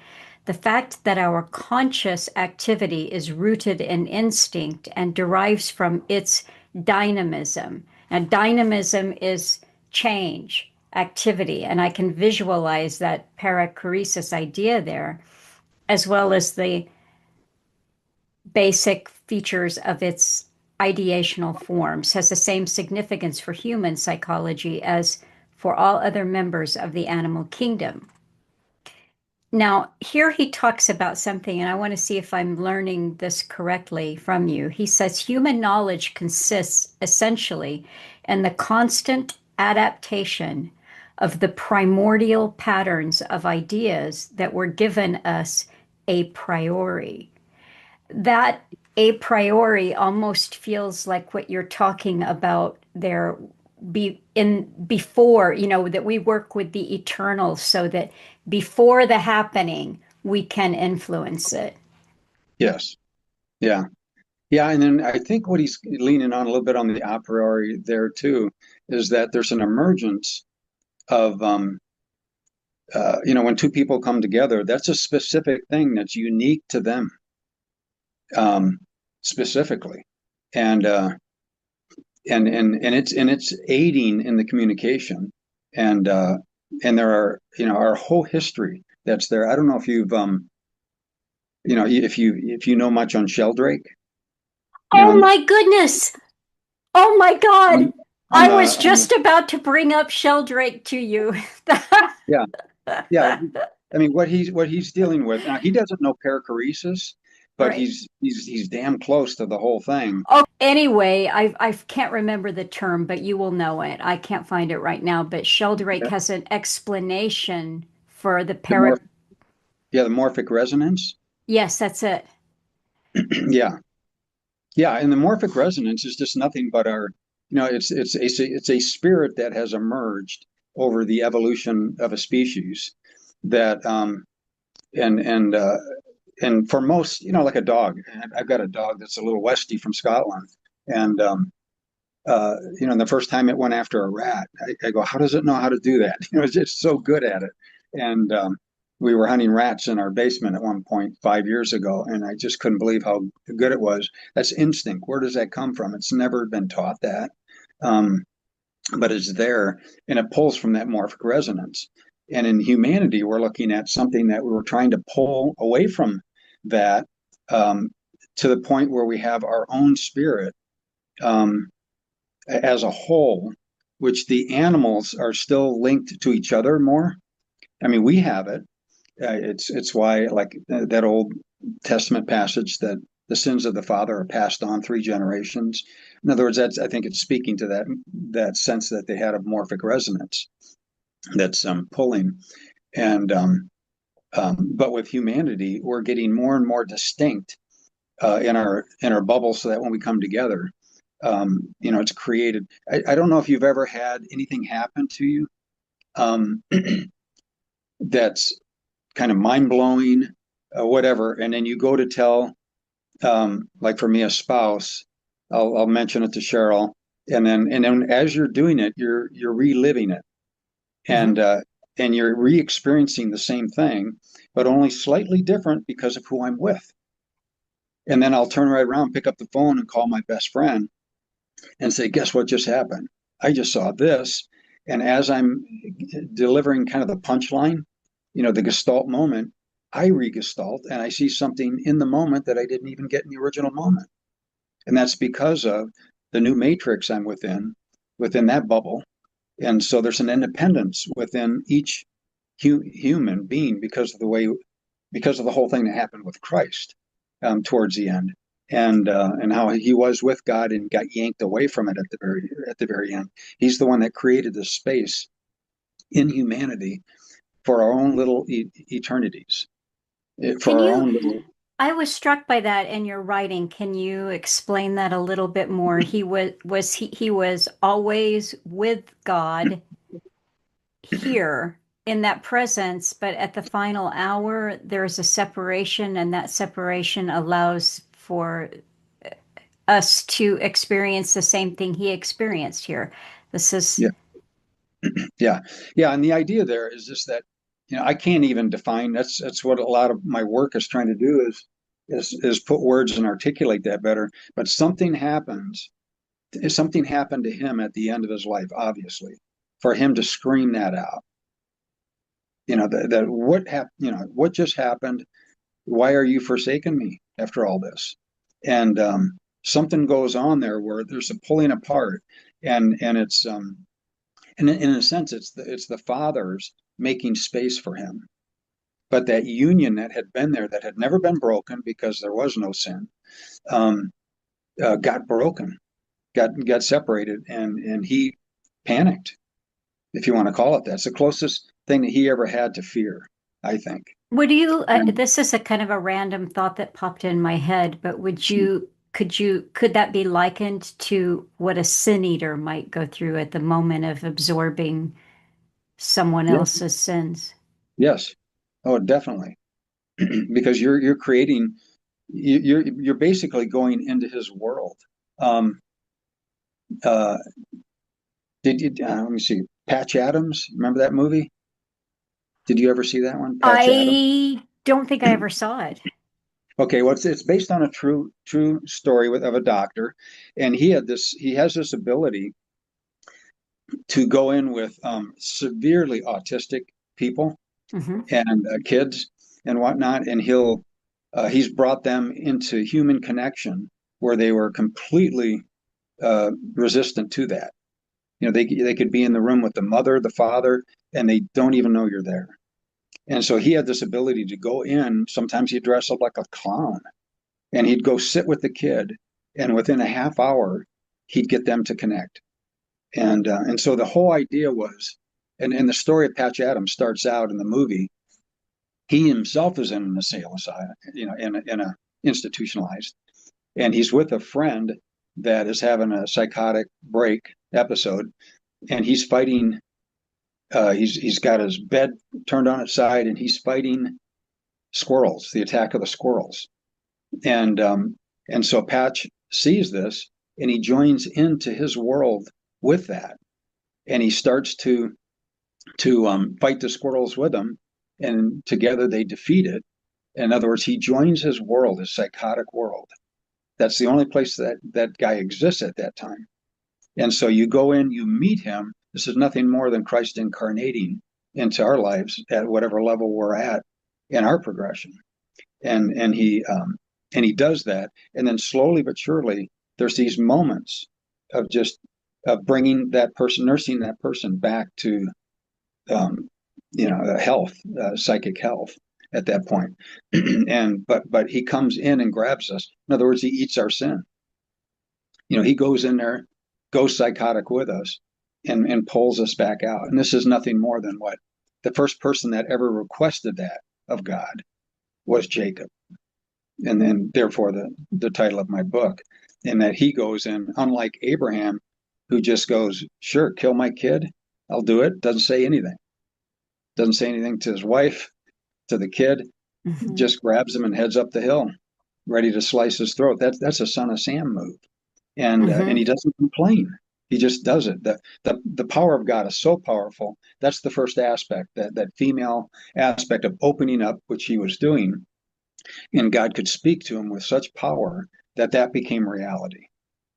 And it's just like my experience is more real than my wife is, that I had a long time ago. It's just that powerful. But Jacob was the first one that went, I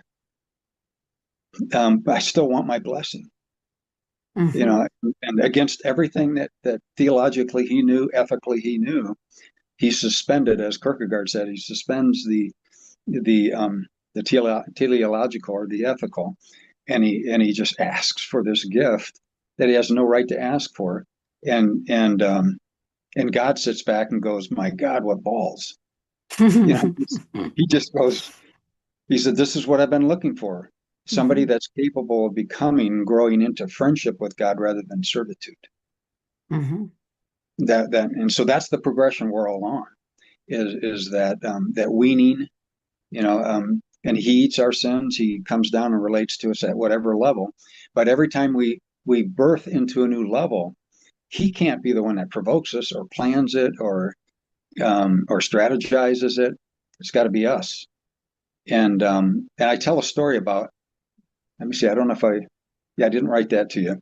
I have a story in the book that's coming out now, where I call it the prodigal, because it's about the prodigal son. But I have a section in there about the prodigal daughter, where my daughter's 5 years old, and I'd been used to coming home from school and work and whatnot, and getting on the kind of mental floor and wrestling with her. And you know what a 5-year-old's like. It's just, why? No. It's just, they're developing ego, and that whole thing's going on. And I find myself in one of her, and you enter her world to do this. And so I'd learned a long time ago to wrestle with her in 3-year-old ease, which is the transformation that all of us go through at 3 years old. Well, we go through another one at 5. And I found myself with this 5-year-old, all of a sudden I'm on the mat. And I'm going, she just because beat you're me. 3 and she's 5. And she's 5.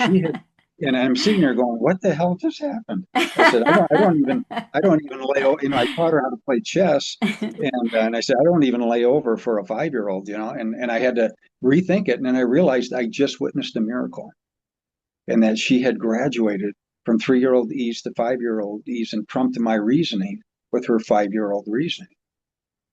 And that's nothing more than what Jacob was doing. And so when God gets defeated, he knights him.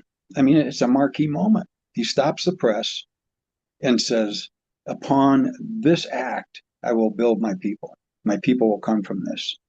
Same thing happens only one other time in the Bible, and that's Peter in the New Testament for that covenant. Now, this always fascinated me, but it's making sense now because Peter, he denied 3 times. Right. You Yeah, know, yeah.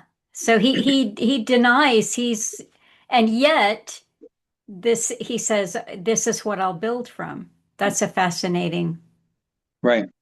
Yeah, and so that's the two things I bring together in the book on one chapter is the eminence, the preeminence. Nobody's been able to explain the preeminence of Jacob. It's not that, it's not the nation of Moses, David, or Abraham. Hmm. It's Israel, and he got a Hmm. full renaming, and and Abraham and his wife got half named while they had half the equation down. They knew enough to open up, but they didn't close. They didn't become human, an entity separate from God. Closing Um, is your own will. yes, and it's you making a move. It's the Kierkegaardian make a decision, type of a thing. And Yeah. even if it's the wrong decision, make the decision. Yeah. And if you're wrong, you'll know almost immediately because you're so open that the spirit will let you know that the wrong move, back up, redirect. And so Peter, as we know, he was a foot and mouth type guy, always speaking before he thought. And um, and then what does Jesus give him at that point?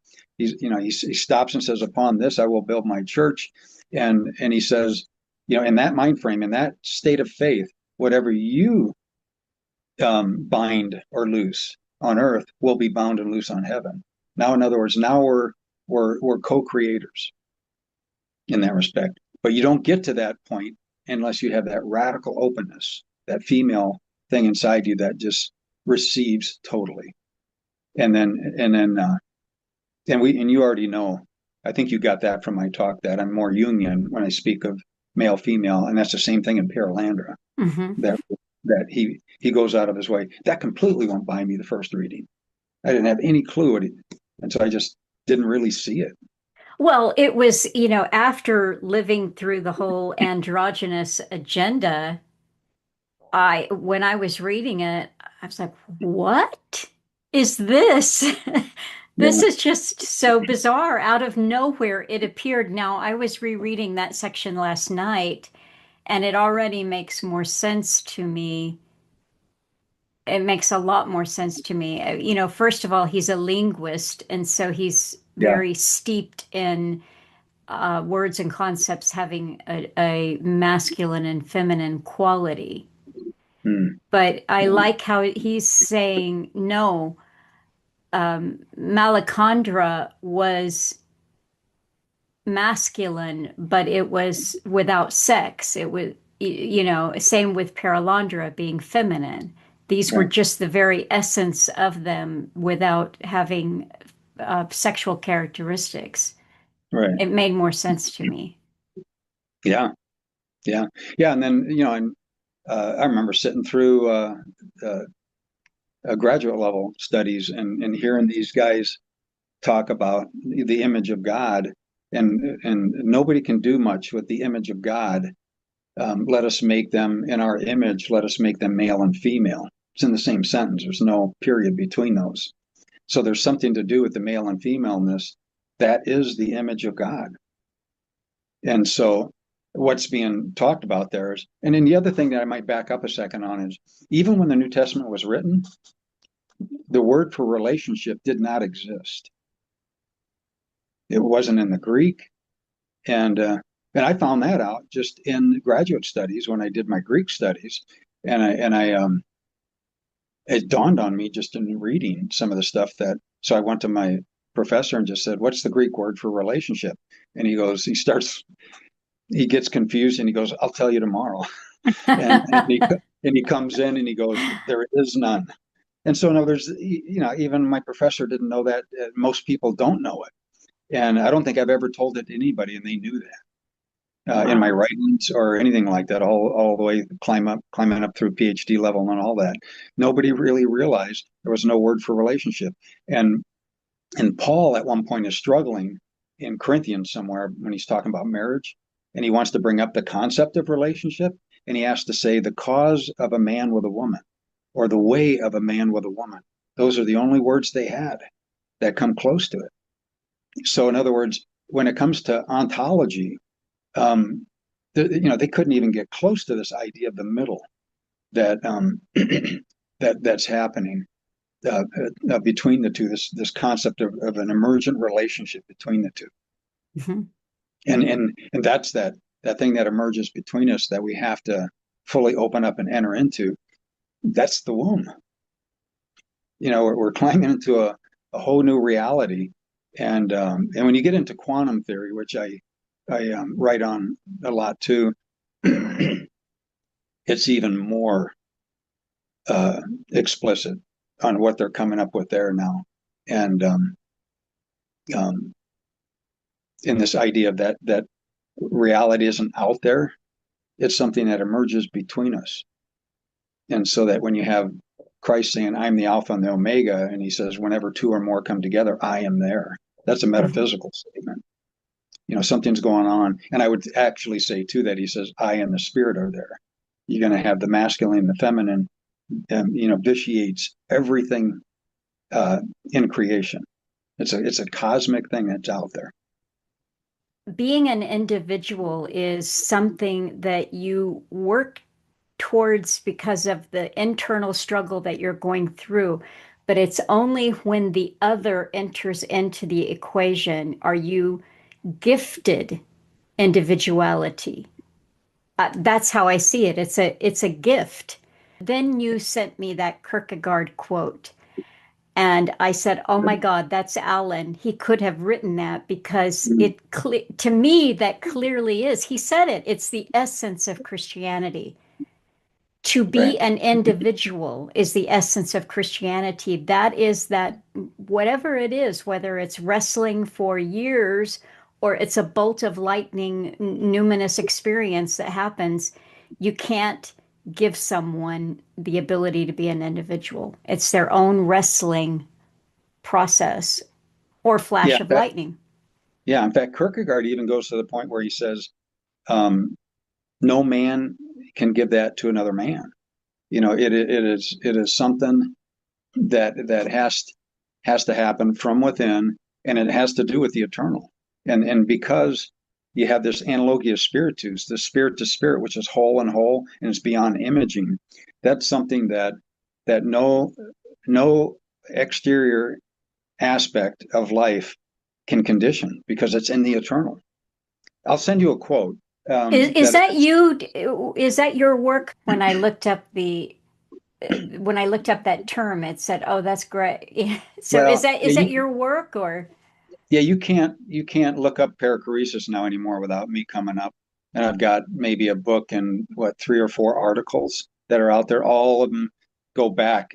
Like one is on the it's a Christian pluralistic hypothesis. Mhm. Now, what that means is it's a Christian's way.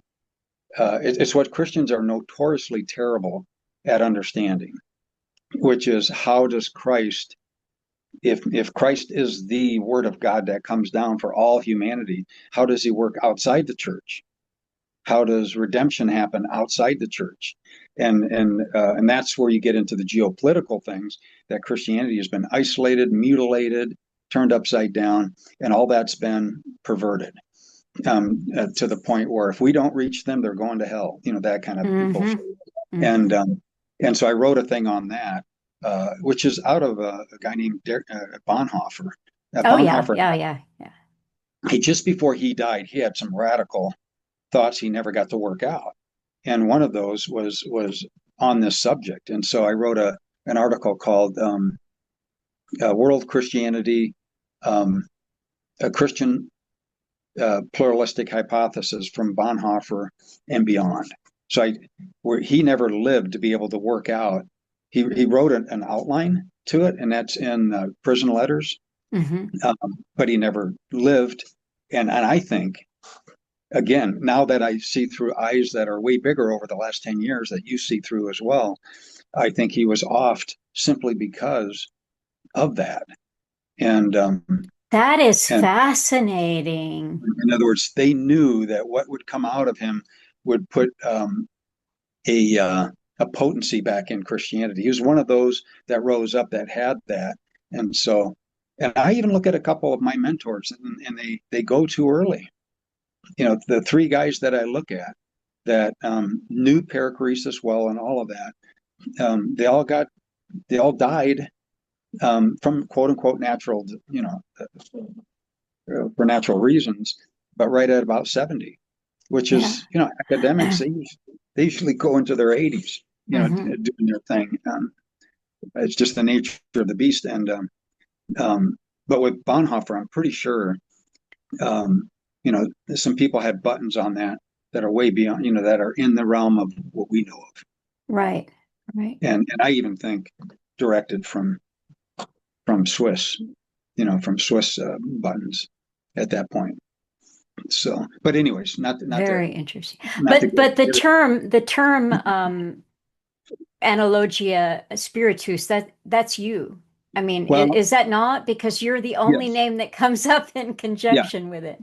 yeah, that one there, nobody's working on, and it's a confusing, difficult term uh, for people, especially theologians, and we're under the duress of, it's interesting to look at the history of ideas, and you watch over 500 years, words come out of nowhere, like relationship.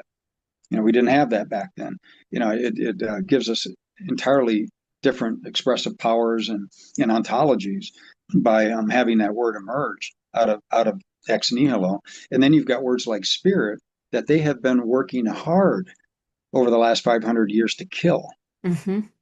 And you look at the continental languages, and they pretty much wiped it out. And so that you've got German, Geist means both spirit and mind. And so it's Hmm. basically been reduced into mind. Well, Hmm. you read your Greek, there's a difference between nous and pneumos, mind and spirit, and like the loves. You've Hmm. got three different loves. In fact, there's even more, but there's three primary loves for our one word love. And so you've got that portmanteau, or however you want to pronounce that. Yeah. Where they Portmanteau or something. Yeah. Yeah. portmanteau. Yeah, I'm not a French guy,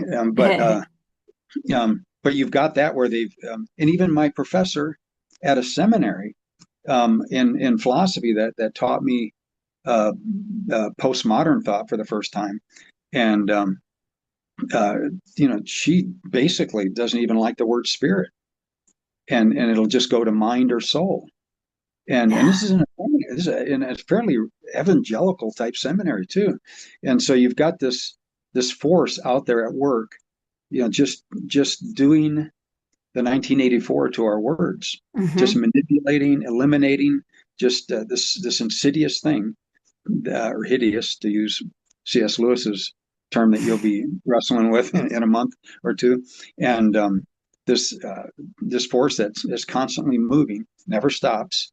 Um, goes back to these secret societies and further, back Hmm. into the neurons that are directing them, Hmm. in that respect. Um, but okay, where were we?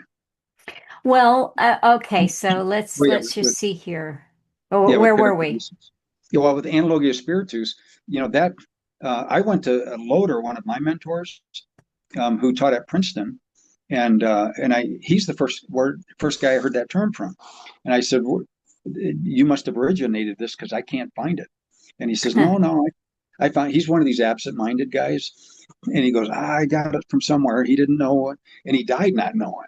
And and it was a friend that a year ago punched a bunch of stuff into chat box when it was coming out and all that, and he tracked it down to Thomas Aquinas. So he was the first one, but he never developed the term. He just used it. I'm sure it had no meaning like I pack into it. Uh-huh. I'm actually using it as one half of all relationships, and so for me, anyways, in a nutshell, the way I unpack Christianity even is that Christ was made primarily for the purpose of the Father knowing us in time. Hmm. Part of him had to become human, and the Spirit is the one that is our entrance into that relationship, and that the Spirit creates within us little, as Kierkegaard would say, little eternities, or little infinites, so that when we do encounter the big infinite, we know what that is, and it just Hmm. undoes us. In other words, it stands uh, we know something of the nature of God when we encounter on analogia spiritus. And then you've got, and then the one claim to fame that I do have is that there's a passage in the Bible that's never been understood from the very beginning. In fact, it rides against everything that the New Testament seems to say. And and even in my undergraduate, within a year or two of becoming a Christian, fighting with all the Bible and all these people teaching it, I had the answer to that passage, and and that's the one where Jesus has just done a miracle, and he um, and the elite are there, the intelligentsia, the Pharisees and scribes and all that. They see it, and they say he's doing that through the power The devil. of the devil. Yeah.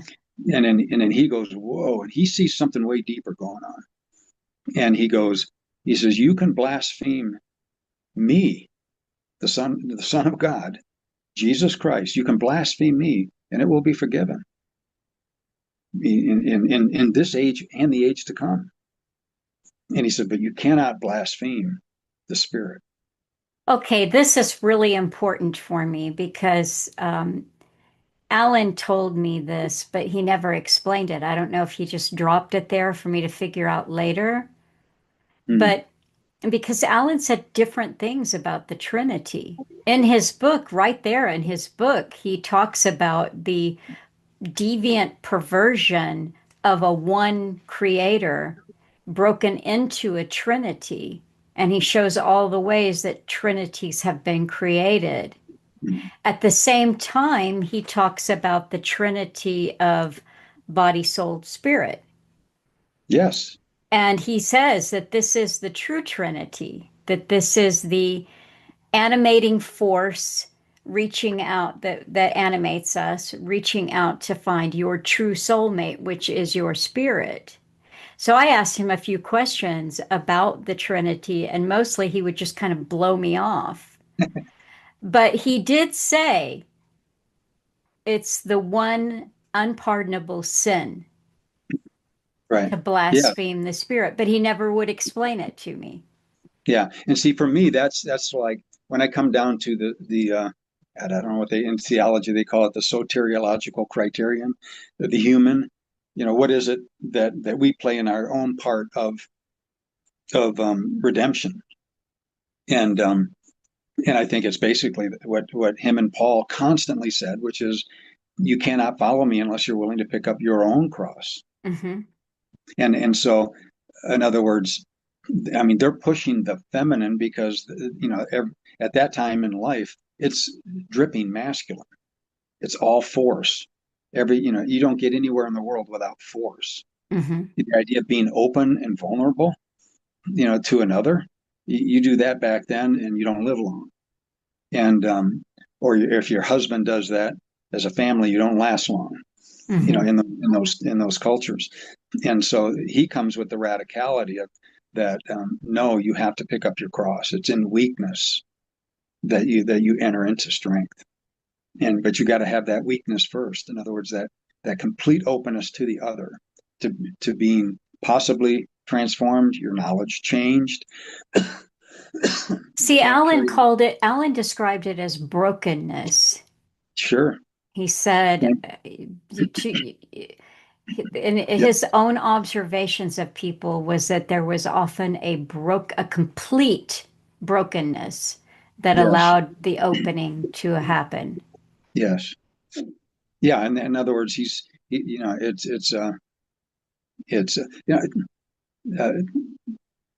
a lot of us open up to the other, but we don't completely open up. And you don't completely open up until you're broken. And so those were all the things happening to me before my experience. And that one after the other, I kept hitting these. I'm just a little. I'm a 20-year-old at that time. So I'm young, but I was hitting one defeat after another. Or I shouldn't remember that old song Peggy Lee came out with. That might have been more my time than your time. I don't know Oh, how old you are. I love Peggy Lee. I bet you I know all her songs, so hit me. Is that all there is? Oh, one of my faves. Yeah. Well, that hit right when I was in high school, and Yeah. I'm a bone hard atheist.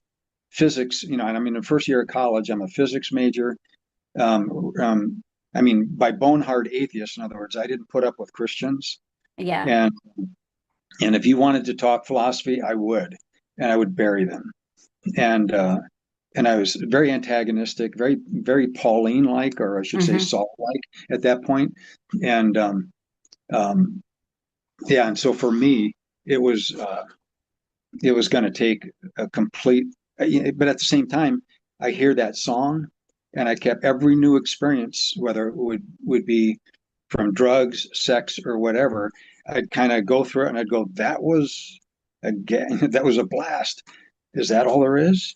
Is that all there You know something, Greg? I think that if there is a song, and we may have this in common, that would describe my experience, it's Peggy Lee's "Is That All There Is?" is?"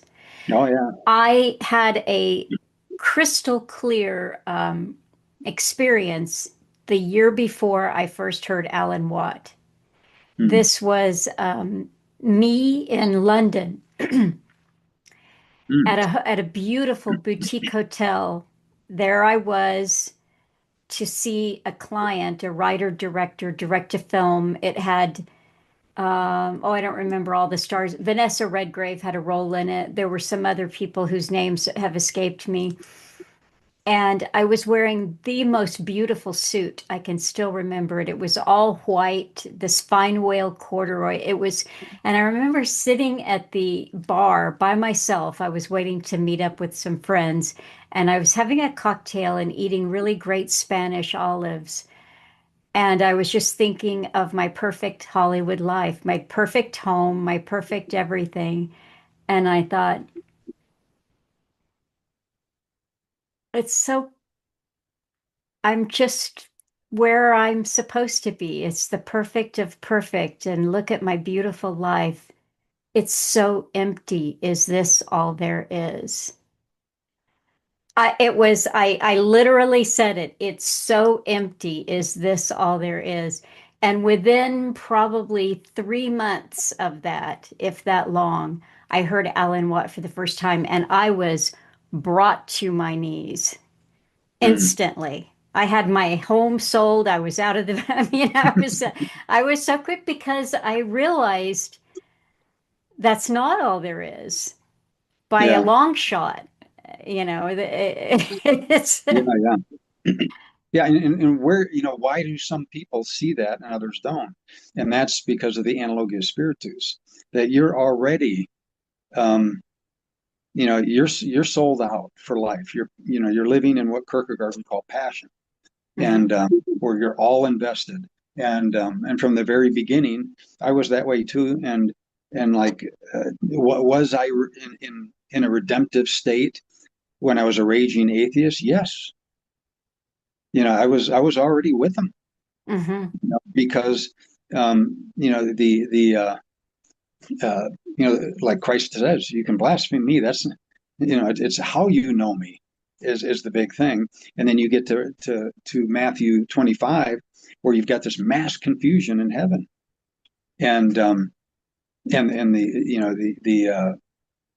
the row of the sheep and the goats. That whole, people call that a parable. It's not.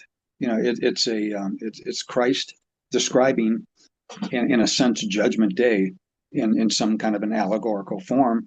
But it's mass confusion. You've got these tons of people showing up saying, "Why aren't we in the right line? We were with you the whole way," like Matthew 7. And he'll go, you proclaimed my name, you did miracles in my name, you did all these different things, and not that I knew you, and at one point, and then I ceased to know you. I never knew you, never.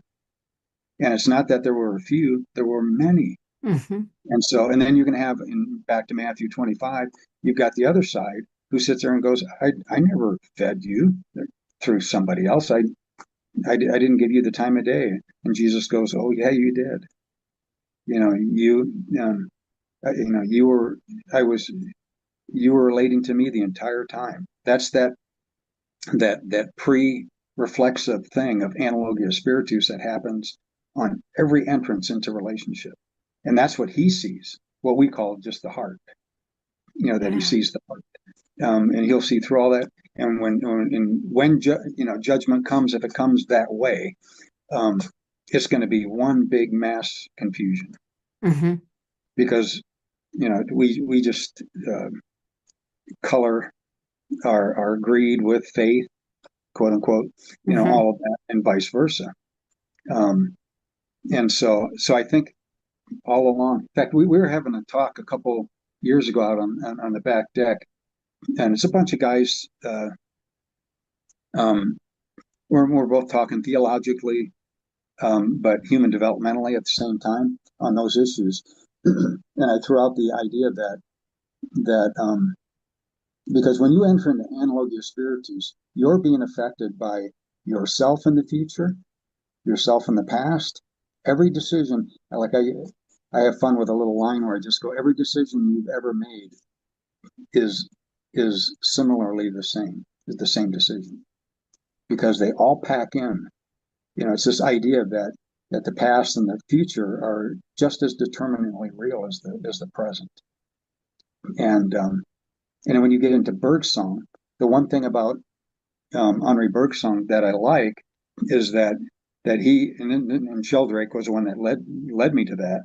Um, that where does memory reside? Hmm. And we know pretty much now it's not in the gray matter, stuffed away in ones and zeros. It's in the mind is where most people are arguing. Bergson said no, it's in the past. It is the event itself. Every time you remember something, you're going back in time and to that actual event and re-experiencing it just as you did then. It's this dynamic singularity that's happening. Well, and but that whole concept is it vitiates everything. Toward back to that table talk we had on the back deck, and we start talking about how isn't it interesting that personality is there almost on birth.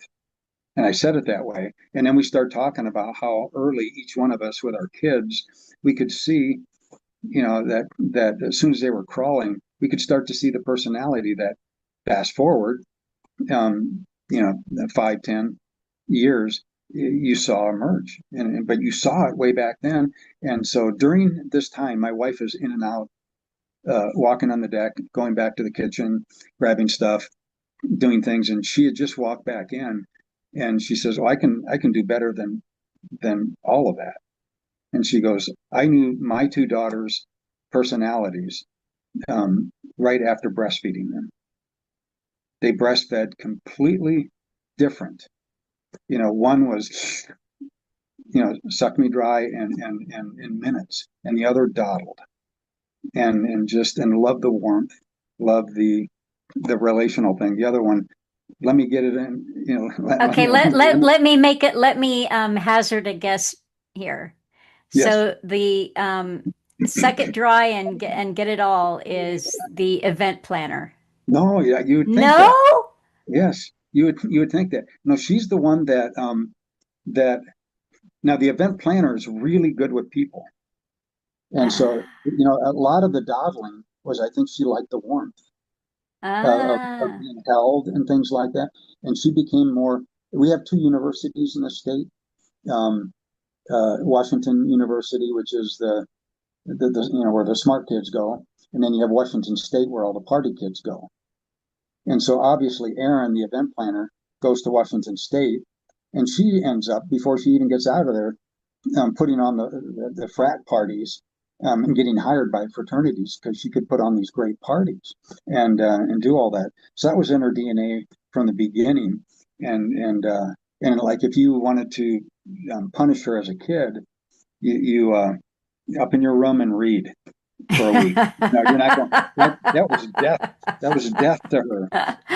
And uh, and yet for the other one, that's the last thing you could do. She was in her glory doing that, and you had to do something else to punish her if she needed punishment. But yeah, so they went different, and the other one became really, really, really successful on a corporate level. your sound is fading in and out a little bit. You know what? The And other, I probably have to plug this phone in. yeah. That might help.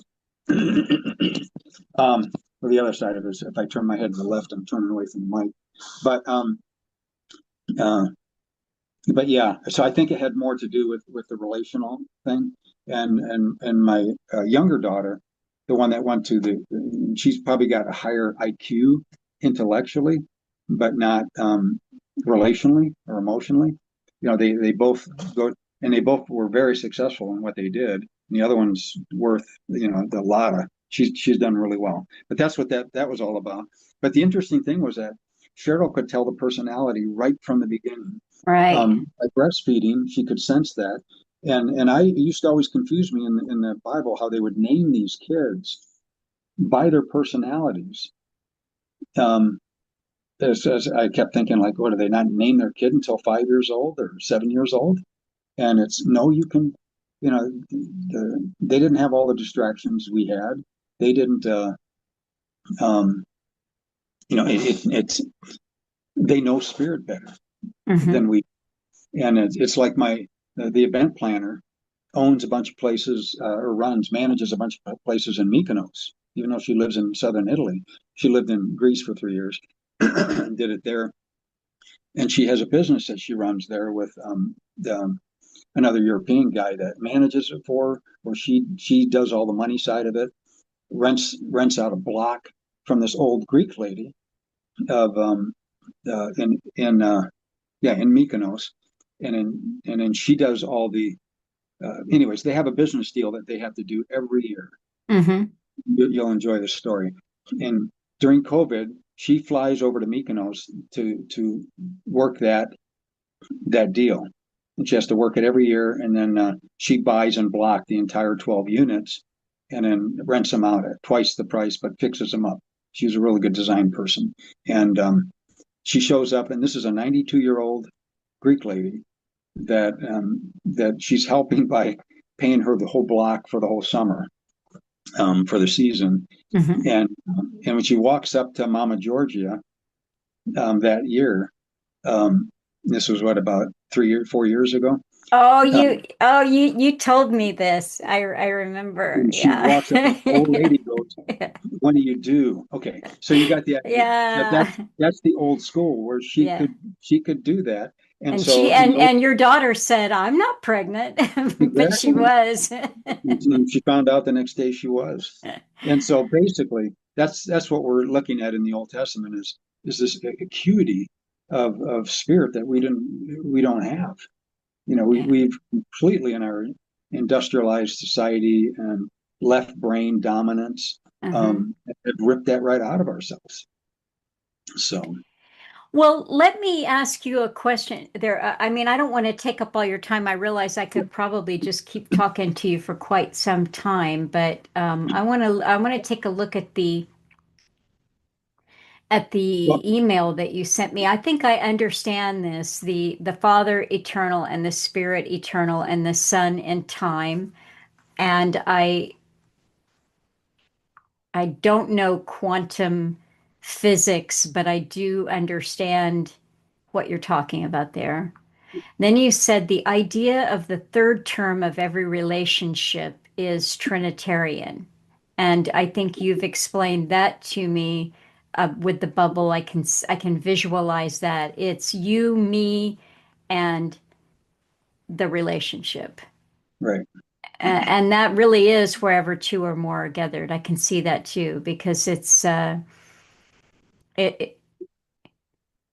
it's an instant it's an expansive thing that I cannot have by myself, even if I'm in a moment of feeling connected to the other. Do you know what I'm saying? Yep. It's Yeah. um okay.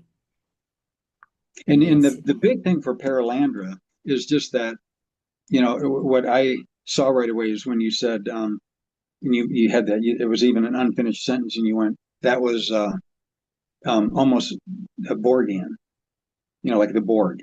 right. And I went, yeah, as long as she sees that he's balancing that with individuality, and that there's a cycle going on. That Right. in all conversations you've got this individuality being maintained along with this kind of Vulcan mind melt, aspect that we're all thinking together. And it's not, and I've even stopped using that term Vulcan mind melt because it's not that. That's more like the Borg, but it's the idea that something between us is mediating so that we all understand according to our particularity, our uniqueness.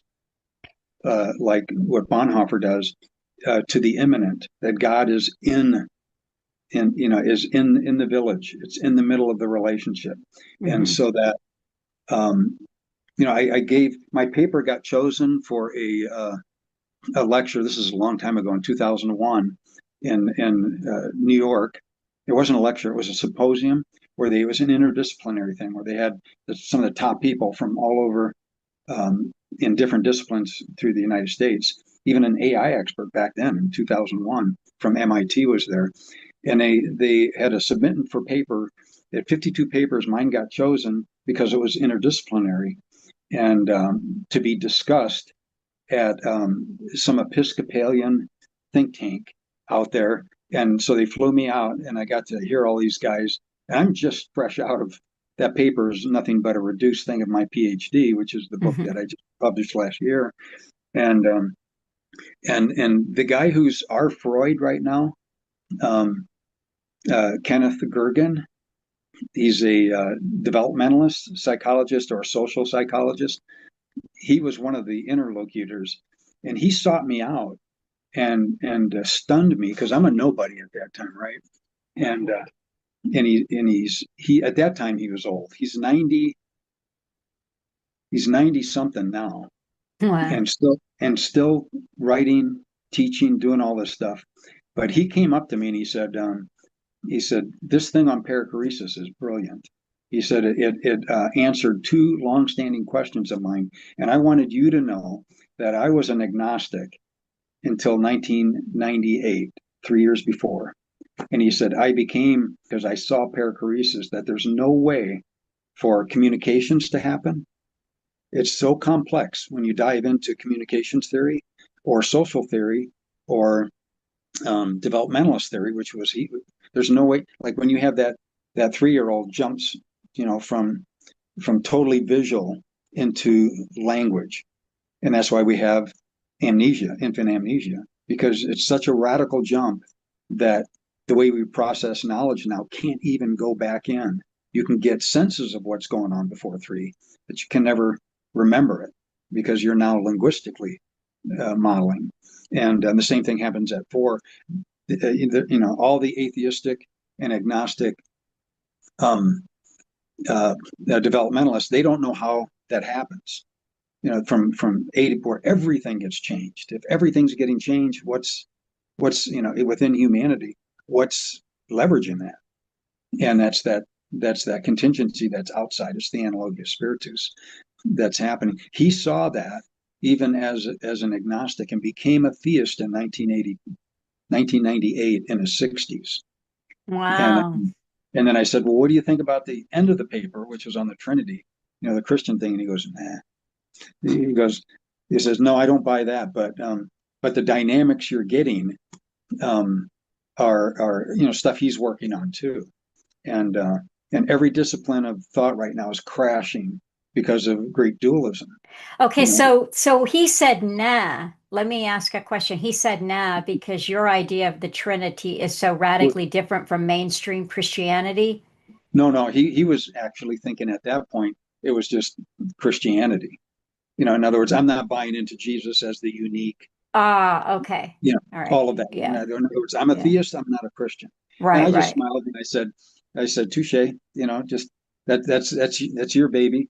And so we've been in dialogue ever since. And and he uh, and he wrote, like, if you go online and look up on Amazon or whatever, and you go to the endorsements, he's the second endorsement, and he's not even a Christian, and he's telling non-Christians that are working in postmodern theory that if you're going to work on postmodern theory, this is must reading. You're going to get heuristics out of this book, even though it's theology. In other words, he didn't. That's where he's such a beautiful guy, and I see him as I just see him as a Christian anyways, that way, Yeah. because he just doesn't fight, on that stuff. And yet Schotter, his buddy, that's one of the best communication theorists, died a hardened atheist the whole way, didn't want to hear it. And yet both of them had to come up with terms. One called it social poetics, and the other, Gergen, calls it the sacred, as to what is um, enabling these things that cannot happen as a materialism. There's these huge anomalies, but if you look at it through the eyes of perichoresis, these or a tripartite ontology, there's tons of tripartite ontologies out there that aren't Christian. Hmm. So it's just what's coming up. We have to have something. Everything we deal with is contingent. Yeah, Yeah. and then for me, I mean, I love discussion, but when I had my moment, um, of, in a sense, totally, well, anyways, I was totally alone, in a dark room, when it happened. And it was just, what hit me was epistemic humility. When I realized that what I was doing, the stupid metaphor that I got, and I think I told you that before, was that I was a tree in, yeah, I was a fish in the ocean saying that trees don't exist. In other words, you know, and it was that stupid little thing. I went, what am I doing? How can I say God does not exist? You know, and it was just in that break, that little crack in of epistemic humility that came into me. That was it. That's he had been waiting for forever for that, and Yeah. then he exploded, and something happened in the room. Well, I have a question about this, and I'm not sure that I have the words for it, but you have spent, since you had this experience, you've spent, more than 50 years studying, learning, Mhm. and thinking. This is how profound this experience was. And Right. obviously, you've had a lot of dialogue with people who think very differently than you do. And I'm sure that you've also, not just in your writing, but in day-to-day communications, been able to share the profoundness of that experience. How is it possible to talk about the other in a meaningful way with someone who has never experienced the other? What you just described there, and your the epistemic humility, where Right. you're like, I'm a fish in the water saying trees don't exist. How have you been able to bridge that with people? Because you see, I see people who are like me, and so I Okay. don't we don't have to talk about it. Right. Yeah. And well, Kierkegaard answers that with the concept of indirect communication. He says, no man can communicate God to another man, no human being to another human being. It can't be done. That's totally, it's locked into this analogia spiritus. There's nothing we can do to bring him to that. And so I'll argue um, that, a miracle doesn't bring faith. To sit there and like the Pharisees, perform for us, do a miracle. Hmm. Christ knows that's not what creates faith. But what happens with the miracle is it cracks you epistemically. Your world gets exploded, and that's your chance. Once your world gets exploded, and that's why, in a sense, you're off the hook until you can get your first explosion. And and so for me, running around as an atheist, being mean to Christians and different things like that, you're kind of off the hook. And but but once you see something that completely tears your world asunder, that's your moment, and that's when you're reduced. So again, back to Alan's thing of being broken. It's when that finally happens, that's your chance, for the spirit to creep in if you're open. Hmm. If you will be totally, if you'll pick up the entire cross, and some pick it up, some don't. Some will always hold on to that little bit of something. And it's just like all those Pharisees, they all that theological acumen, um, the money, the social standing, everything that they had in that culture. If they were to even begin to acknowledge Jesus as the Christ, all that, every bit of that goes away. And so are they willing to let all of that go? And Hmm. um, and it's like that series somebody got me watching, The Chosen, I um, see. which I Yeah. it's a lot of it's okay and a lot of it's not. Yeah. But that what they did with Nicodemus in that was incredible. When I he's sitting there and he's pulled, I don't know if you saw it, I saw a but bit of it, but I'm not sure I recall that. yeah, this was in the beginning where he's already had his dialogue with Jesus, and he's pulled by it. And then Jesus is getting ready to take a bunch of his disciples away, and he's just called Matthew, I think, in or something like that. And they're getting ready, and Jesus knows he's right around the corner listening, and so he's speaking loud so Nicodemus can hear, and he's basically calling Nicodemus. And Nick and they do this close up on Nicodemus, and I think that's the best actor in that whole thing. He's so good, and it shows this. I mean, he is being tortured inside, trying to. He wants to go, and yet all this other stuff is holding him back, and he doesn't go obviously. Next scene, he's with his wife, and they're older, but she's this pretty, very pretty old woman, very kind, who sees him comes back, and they're in Caesarea, I think, at that time, and they hug, and she says, "When are we going to go home?" Which is Jerusalem. I so love my life there. So it's almost the contrary to everything you're seeing in the Green Woman. Like Hmm. what you said about the Green Woman was, I don't think that it ever hit me even the first time that this woman didn't really know the concept of comfort, Hmm. of security, all stationary, something we can hold down, and you were right on that. And I explained that yesterday to a whole group of theologians in the Zoom context, and and they had all read Perelandra, but none of them picked that up. And they sat there and going, "Yeah, that's right." And I'm always teasing them with the geopolitical stuff, and they kind of just go, you know, whatever. We know who he is and what he does. And so, anyways, He's a good theologian, but he's a little kooky. yes, he's a little kooky on the geopolitical. Yeah, that's funny. Well, I don't want to keep you. All right. Thanks a lot. Say hi to Cheryl and thank you for your time. I appreciate it. Oh, I love it. Okay, All right. hang Bye. in. Bye.